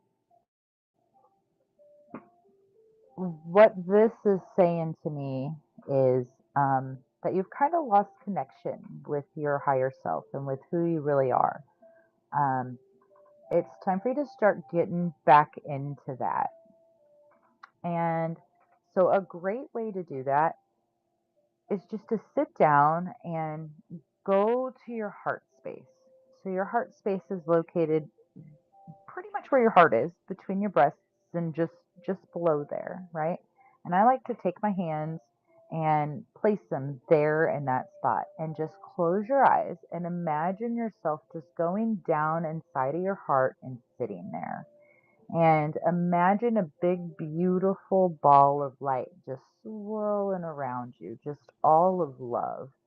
And start practicing getting down into that heart space. Um, it's going to be very important for you to follow your intuition and to get in contact with yourself in that way. Because as long as you're allowing other people to make your decisions for you and to influence you and tell you what you can do and can't do and what you should do and shouldn't do and what color you like and what foods you like, um, that's not very healthy and that's not going to get you to that best life you're looking for. So you can do it. It's going to be a little bit weird, but it's going to be okay and it's going to be amazing for you. Um, Start trusting your intuition more, you know? So that's those gut feelings. You know, I have told so many people this, but the very first, you hear people say like first impressions are everything, right? That first feeling you get from somebody or a situation or a thing, that very first feeling, trust that. Do not, oh, well, maybe. or like, oh, well, they'll grow on you in time, or it's always going to bite you in the ass. It's going to come back around and bite you in the ass. That very first feeling you have, trust that. That is your intuition. That is your higher self. That is your soul. That is your spirit guides. That is the universe telling you. Trust that.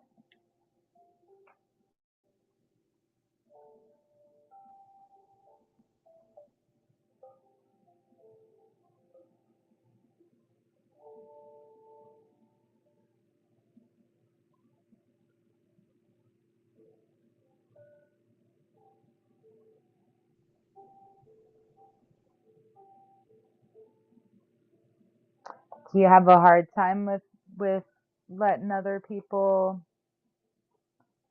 kind of try to make your moves for you? Time to get in touch, girlfriend. You have that power within you. That's all you. You've got it. Start trusting your intuition and stand up for yourself. Don't let people make your decisions for you. Don't worry about what people have to say. You got this. Oh, somebody just purchased a 3 card. Who was that? Thank you so much, Mo. Molly. Molly. Me. Okay, BK. Right on. We'll do it. Oh, Carol. Oh, we did yours already, BK, right? Now I just got another one across my screen. It doesn't show me who. Let me see if I can. Was that you, Carol? It pops up so fast and then it's gone. And I'm like, wait, what did that say?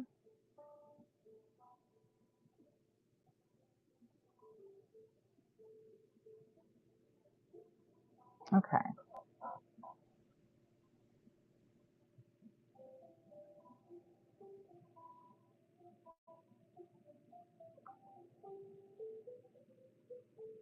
Oh, you did, BK? We just did a 1 card on yours. Rebecca did the other 3 card spread, huh?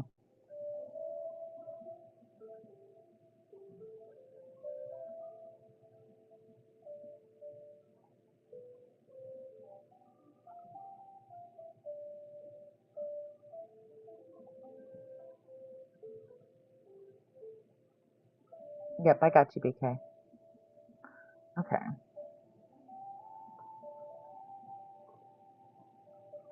Carol, we can do a 1 card real quick.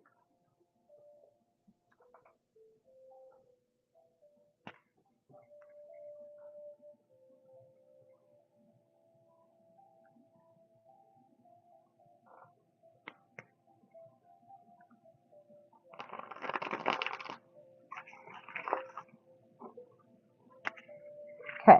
We are going to do BK's 3 card spread first. And then I'll do a 1 card for you, Carol.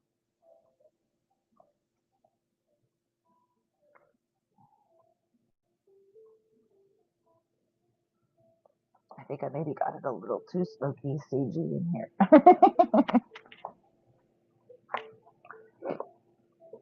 Okay.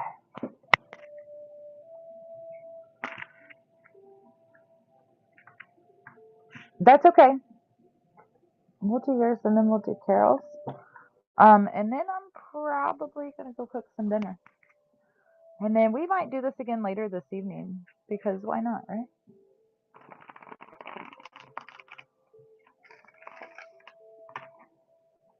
If we don't do it later this evening, I just have to see how the day goes. But if we don't get back on later this evening, then definitely I'm gonna start making this like a every Tuesday thing. So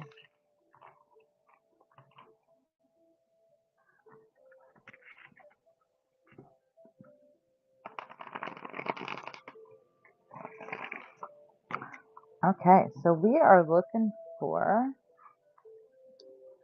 past, present, and future, and how that is the best information that we can get for BK today. It's going to help her in life and her journey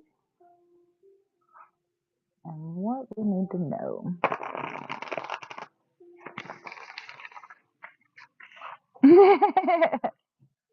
It's okay. It's okay.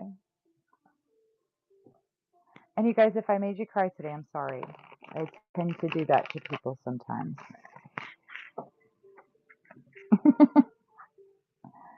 They do get a little emotional.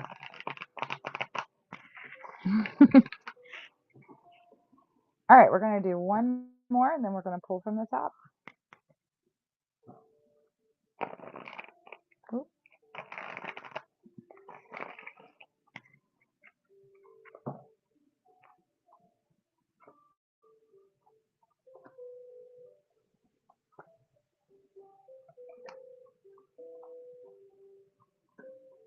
And your cards are all coming up in the reversed position.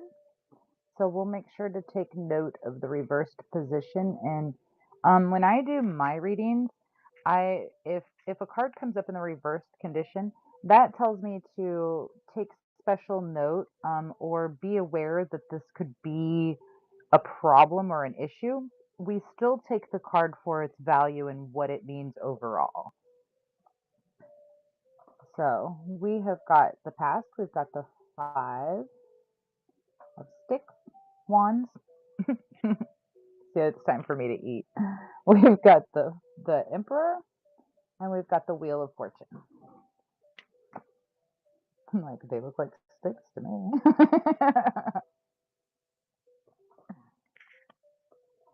I love it.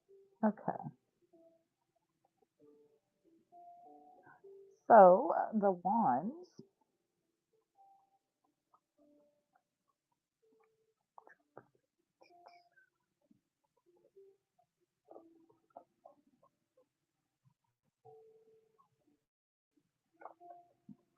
Nope, that's swords. I don't think swords are wands. There we go.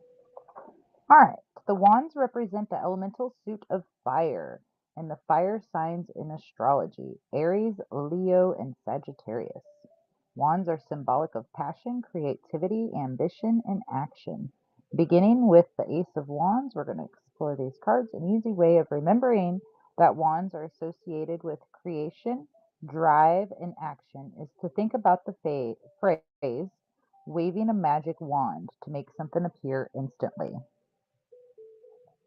Fire moves quickly and transforms every object it touches, just as a magician's wand triggers transformation through the power of intention. Remember that wands are powerful tools of creation and they will help you learn quickly. Hello, Jordy Lee. Your husband's an Aries, huh? Okay, and we got the 5 of Wands. Okay, so the 5 of Wands represents competition and rivalry. The reverse meaning cautions us against exaggeration and not finding solutions. In numerology, number 5 is representative of conflict and competition. Yeah, Capricorn hardhead.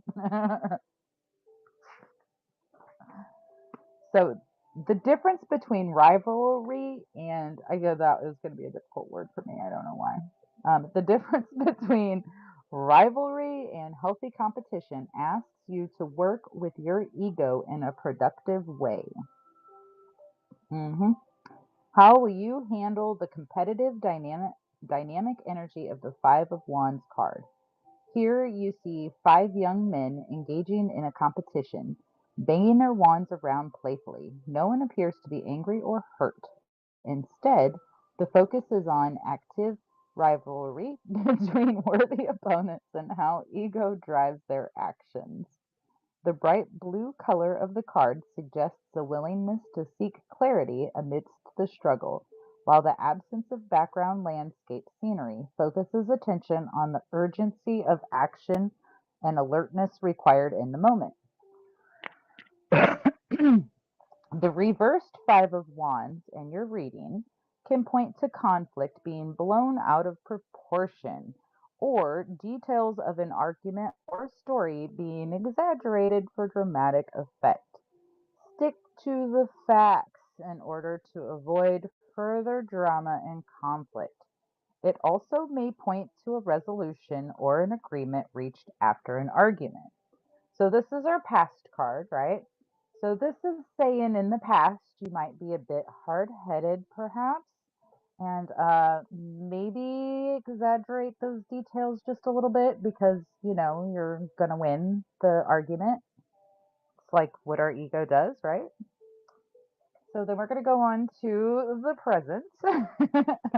And that's the Emperor. So let's go to the Emperor and see what the Emperor has to say. The Emperor represents inspired action and personal power. It says the reversed can caution against defensive and reactive behavior. In astrology, the Emperor represents Aries. Again, personal power. The number 4 is stability and structure. So the Emperor sits on his heavy throne, clad in armor between his robes. He is grounded yet ready for action at all times. The Emperor embodies the divine masculine counterpart and action-oriented energy. He sits on a concrete throne adorned with rams, symbolizing his stability and connection to the astrological sign Aries. The landscape behind him is barren, except for a stream of water flowing through the scene, representing emotion and intuition, which lead him to take inspired action when necessary. He wears a crown and holds an orb and scepter, representing his authority and power. And beneath his robe is armor that suggests he is ready to jump into battle at any moment. Notice the colors in this card. Reds and oranges are symbolic of power, authority, and assertiveness in this material realm. The reversed Emperor can suggest a disconnection from your personal power or an inability to take action.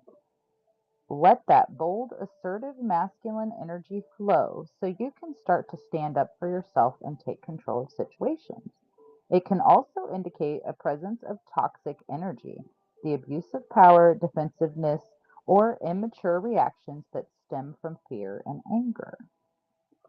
Says the connection to divine masculine energy in the Emperor card is what leads you to take action from a place of power rather than reacting from a place of fear. This requires having a healthy relationship with your personal feminine and masculine energy. Connect to your inner authority, acknowledge ambition, drive, and power in a way that can serve your greater good, not just yourself. So that is the Emperor. So we've got in the past, maybe a bit of ego and arguing and trying to prove your point, a little bit of exaggeration in it, saying, you know what, you don't have to do that. You have the power to make those decisions and resolve those conflicts without all that ego involved. Think about what the argument is instead of reacting to the argument. And then let's see what the Wheel of Fortune says.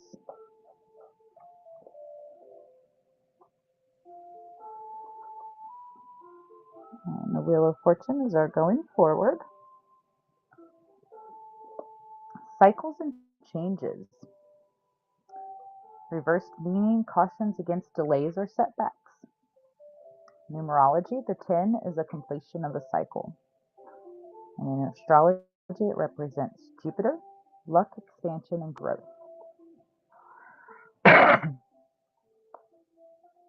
Yeah, see? That's right. That's right. The Wheel of Fortune is always turning, illustrating that each moment is temporary and that life is a cycle, not linear. Surrender to the present. Enjoy the moment. The Wheel of Fortune card allows you to gain deeper understandings of life's cycles of change. Its imagery has mystical, astrological, and occult symbolism, showing that many of the forces influencing our lives and mysterious and invisible. The wheel appears to float through the clouds, indicating that our spiritual path is connected to the physical realm. The creatures in the clouds are zodiac signs: Aries, Scorpio, Taurus, and Leo, air, water, earth, and fire.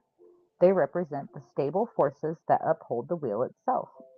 Beneath the wheel is Anubis, the Egyptian god of dead, who represents life, death, and rebirth. The Sphinx sits atop a wheel, a multifaceted creature representing the diversity of life. The downward facing snake is symbolic of life's challenges everyone must face. All of the creatures and symbols rotate around the wheel, teaching us that life has its ups and downs. It is an ever changing cycle. We all must embrace the temporary nature of each moment. Change is the one true constant, not constant, constant. Says the reversed wheel of fortune in your reading asks you to focus on what you can control when things feel chaotic. Are you refusing to let something go or to let something come? Are you resisting growth? Everything is changing. Everything always will change around you, which can sometimes feel uncomfortable, but it is temporary. What is ending now will create space for something new in its place. Cultivating a strong spiritual practice can ease negative moments, help enjoy the positive moments, and empower yourself to navigate the uncertain and challenging moments in life. By understanding the cycles of life on a deeper level, you begin to build your own strength and resilience. The Wheel of Fortune asks you to focus on what you can control in order to find peace within the uncertainty of change and to let go of anything you cannot control. By doing this, you open yourself up to fated, like meant to be, um, events and meetings without forcing your fate. What is meant for you will not miss you. Fate is currently leading you forward on your path. You are moving from a painful cycle to a more harmonious one with new understandings and new faith. You trust in the process of life, the cycles of death and rebirth, meeting new people, and embracing new situations that have entered your life.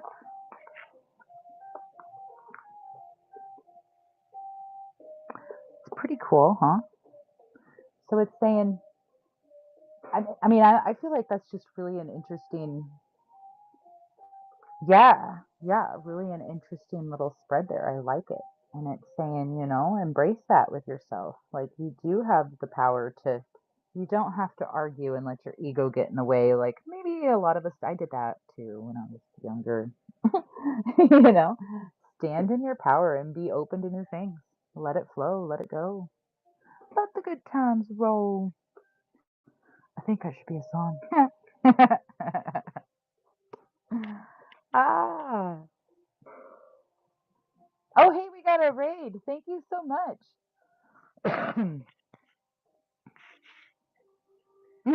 Yeah, them Aries husbands, huh? They tend to, Aries is my opposite. And I'll tell you what, first one of my first boyfriends was an Aries. And he just knew how to push those buttons so that I would argue with his ass. It was like, oh, you okay. Would you like a past life card also?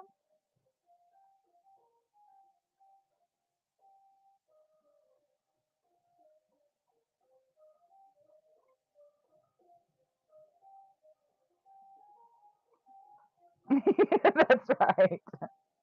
It's definitely something you gotta learn though, you know what I mean? Like, oh man, I wouldn't even have used that now.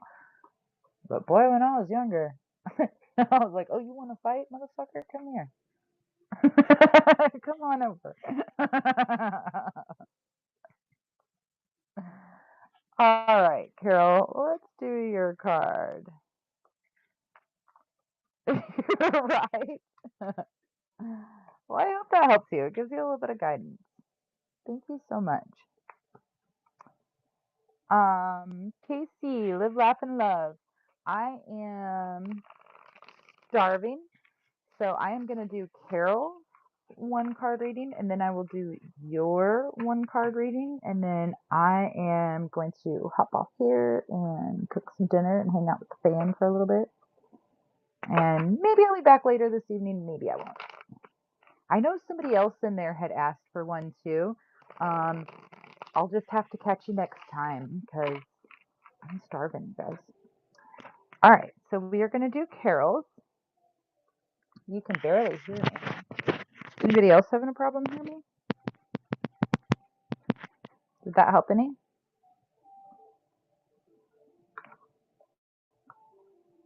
Okay.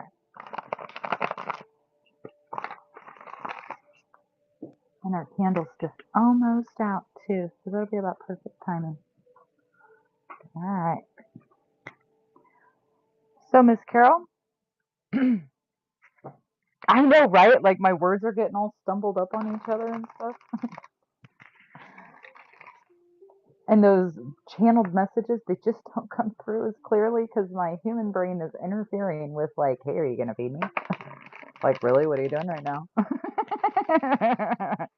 This is so silly. Okay.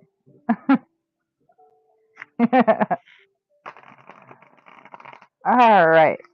So we are looking for the best advice we can give for Miss Carol. And just some general guidance. And we are going to go one more time and pull from the top.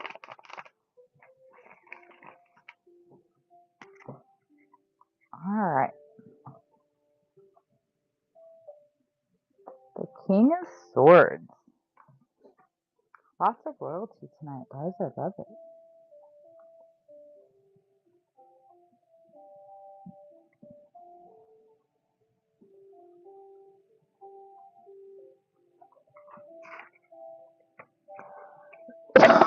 The swords represent the elemental suit of air and the air signs in astrology, Gemini, Libra, and Aquarius.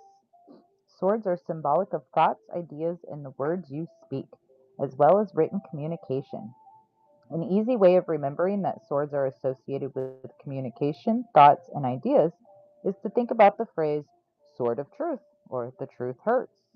And the pen is mightier than the sword. When someone talks about you to others, it's called backstabbing. There are many examples that compare to swords from various forms of communication. All right, let's see what the king has to say.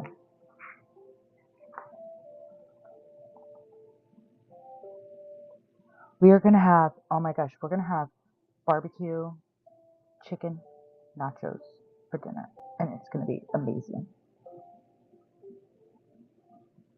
Speaking of ribs. Oh, you're carving nibs. See, that's how hungry I am. I thought Jordy Lee said something about ribs.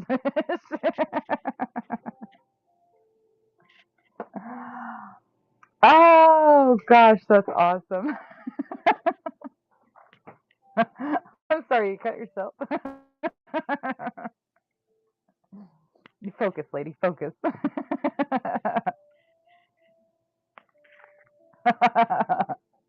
right, the King of Swords. Upright meaning, intellectual ambition and leadership. Reversed judgment, cautions against judgment. Elemental combination, fire and air. Fire signifies the king's connection to passion, action, and leadership. And his place in the suit of swords connects him to air, which represents communication and wisdom. The King of Swords, authoritative masculine energy of taking action from a place of logic and reason, are upheld within the King of Swords. Masters of their suit, kings represent stability, authority, and healthy masculine energy. The King of Swords represents the elements of fire and air, empowering him to take action from the higher mind and intellect. The king is seated on a concrete throne carved with butterflies, symbolic of the element of air as well as the transformative process of fire. The sword he holds is slightly tilted, suggesting movement and readiness to take action at a moment's notice. The King of Swords can represent you or another person who embodies the qualities of authority, intelligence, and the use of logic to obtain success. It can also represent the energy of a situation requiring you to take decisive action on your own behalf or to stand up for others who may not have the power to defend themselves. Listen to your intuition for messages that can guide you when it's time to take action. You are a powerful authority who wields substantial intelligence. Trust your voice.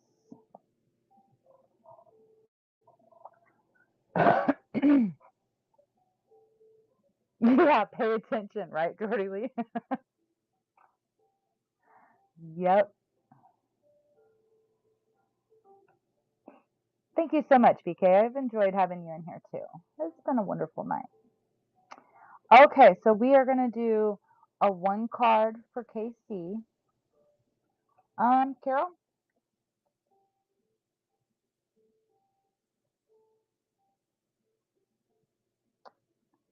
Let's see. How does that fit? See, I'm not even, that part is just not working in me anymore. I probably should have ate before we started this.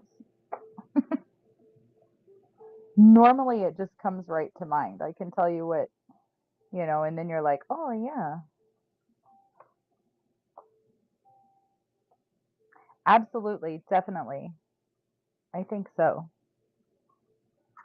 Always, so this is just general kind of advice for your current world, what you got going on around you.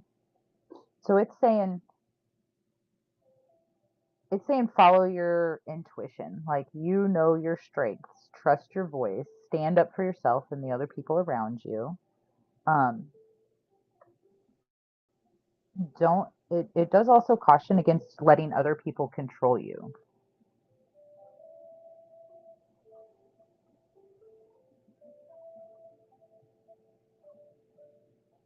Yeah, right, Jordy, right. Right.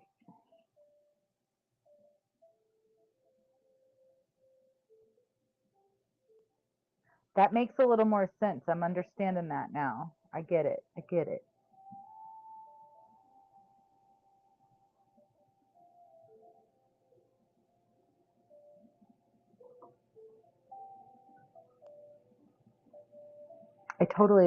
That makes so much sense to me. Yeah, because that's what it is just the general. Yeah, that makes so much sense to me. Okay. See, I was telling everybody in the beginning, um, I do more like Akashic records and past life stuff, but I love tarot cards. So I'm also not very comfortable with my own like interpretation of them. So I read to everybody, you know? And so here's my book that I love so much. And then before I start, I always open up like the Akashic records. So it kind of ties in hand. We get the card, we get the book, and then we get the record information too. So it's like, I love it. I love it. Yeah, definitely. We'll have to definitely hook up for sure. But after I eat. I'm kind of got a one-track mind. Okay, so we're going to do one more for the night, and then I am going to get off of here.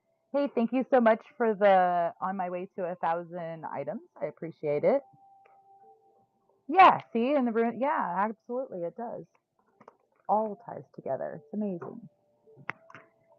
Okay, Casey, you're my neighbor if you live in KC. I'm in Osceola, Missouri, down here by the cheese factory.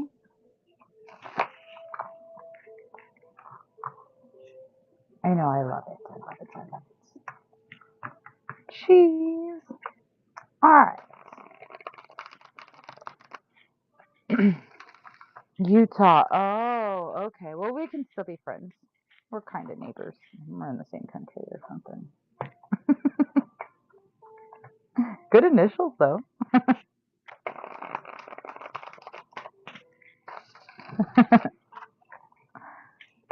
Okay. All right. We are just looking for one card. Just some general advice for Miss Casey.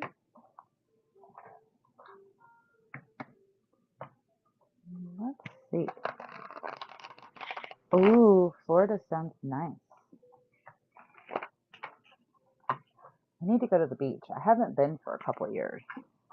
Kind of sad. Like, how does a person go so long without going to the beach? All right, we're going to go one more time, and then we're going to pull from the top. You know, I really haven't been to Utah. I might have to come visit someday.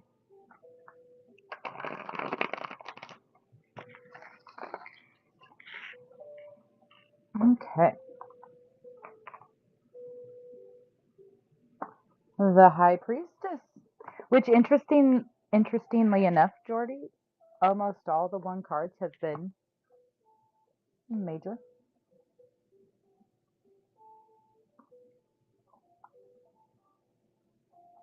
I am in Missouri. What? You better go to the beach. Make yourself a trip. Oh, that's okay. I just said, interestingly enough, most of the one cards have been major arcana.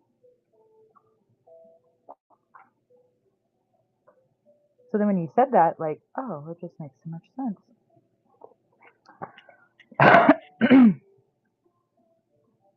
Oh.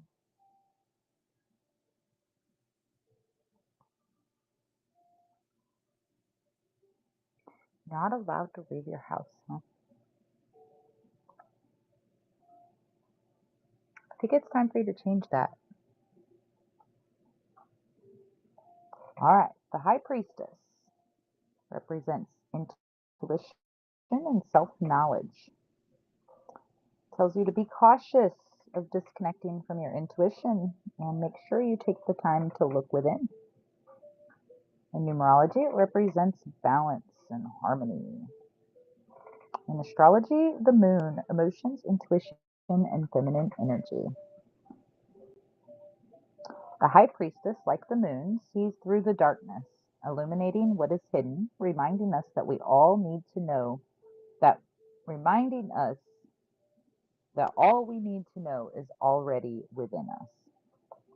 Seated between two columns, one light and one dark, the High Priestess represents the balance that exists naturally in our dual natures. Her headdress evokes the waxing, full, and waning phases of the moon, symbolizing the progression of seasons of a woman's life from maiden to mother to wise crone. The religious icons she wears and holds include the cross and the thoth, which represent the popular beliefs of the time period which during the deck was created, but also are symbolic of the High Priestess's devotion to her spiritual practice. Behind her hangs a tapestry covered with pomegranates, symbols of fertility and feminine energy, that obstruct her view of water, representing emotions. The crescent moon at her feet symbolizes her connection to lunar power and intuition. Although the High Priestess has her back to the water, she does not need to see it with her eyes. She is connected to her emotions from within. Says connecting to the divine is an internal process. Your intuitive higher self can be channeled at any time by looking within. The High Priestess urges you to clear your mind and ask your heart for the answers you seek. The answers are already within you. You may be looking for answers outside of yourself, relying too heavily on the guidance of others, or allowing yourself to be influenced. This is a reminder to tap back into the source for the answers and take back your power. Listen to your intuition. Go within to connect to your divine guidance, since strengthening your intuition deepens your spiritual practice. Trust yourself. Trust yourself some more. Follow your intuition.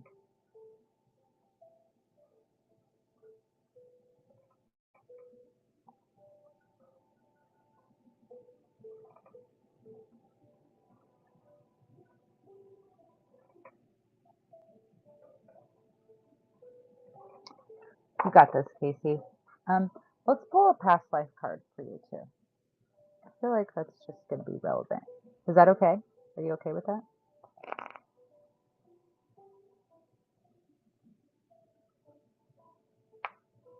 Okay.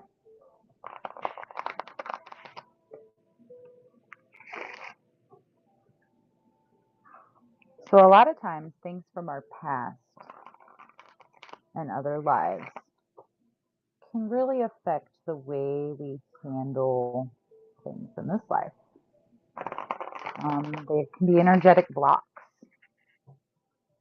Um, there can just be like things that weren't finished, left open that need closure.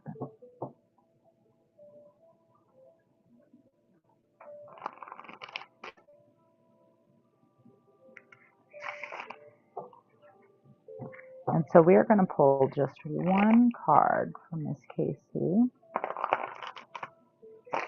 just to gain some insight and try to help her in the best way we possibly can today.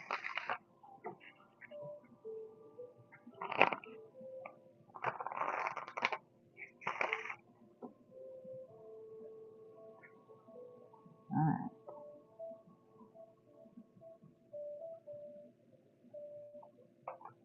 A monk or a nun?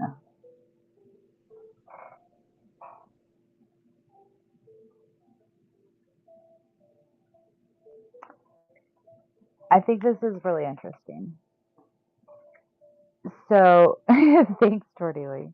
I think this is really interesting that this is the card that came out. You said briefly you weren't allowed to leave your house. Was that you? Pretty sure that was you that said that. Yeah. So, you don't have to go into any kind of details or anything, but I think it's time for you to change that. This tells me that in a past life that you were very restricted. Um, you were bound by a very specific set of rules, and you were taught that that was okay and that that's how you should live. And to be a monk or to be a nun is total commitment to one specific thing. So you're not allowed to think for yourself or act for yourself or make decisions for yourself. You are totally committed and you're taught that that's okay. And you had dedicated an entire lifetime to that experience. And coming through into this lifetime, it seems to kind of be a residual blockage that you have there. And I think that the high priestess is telling you that it's time to start looking within and to let go of that blockage and let go of those chains, that you are no longer bound. You do not have to live your entire life committed to one thing, or one person or one situation. You can make changes. It is okay. It is okay to make those changes. Um, it's not always easy. In fact, most of the time, it's definitely not easy. But follow your intuition. Take the time to go sit down inside your heart space and listen to yourself. Listen to what what your soul, what your higher self and your guidance is telling you to do. You don't have to listen to everybody else anymore. You're not bound. You're no longer bound. You are free. You are free and you are strong and you are amazing, and you can do anything in the world.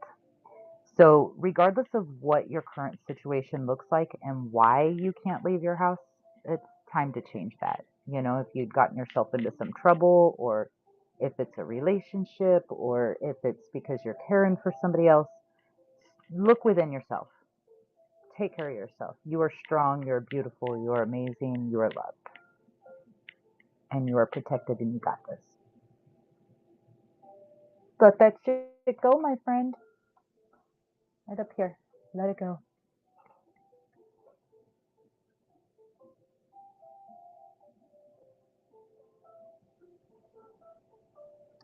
Okay, guys, this so starving, hungry little mama right here. I am going to get off here. Casey, if you need somebody to talk to or you need anything, honey, just send me a message. I will respond. Take care of yourself. All right, everybody. I love you all. Thank you. Thank you. Have a good night. I'll see you guys later. We'll do it again, I promise. Thanks, Jordy Lee. You too. Bye, everybody. I love you. Bye-bye. Let's do a raid. Hold on. Let's see who's on. Let's do a raid real quick. I don't know who's on, but let's see.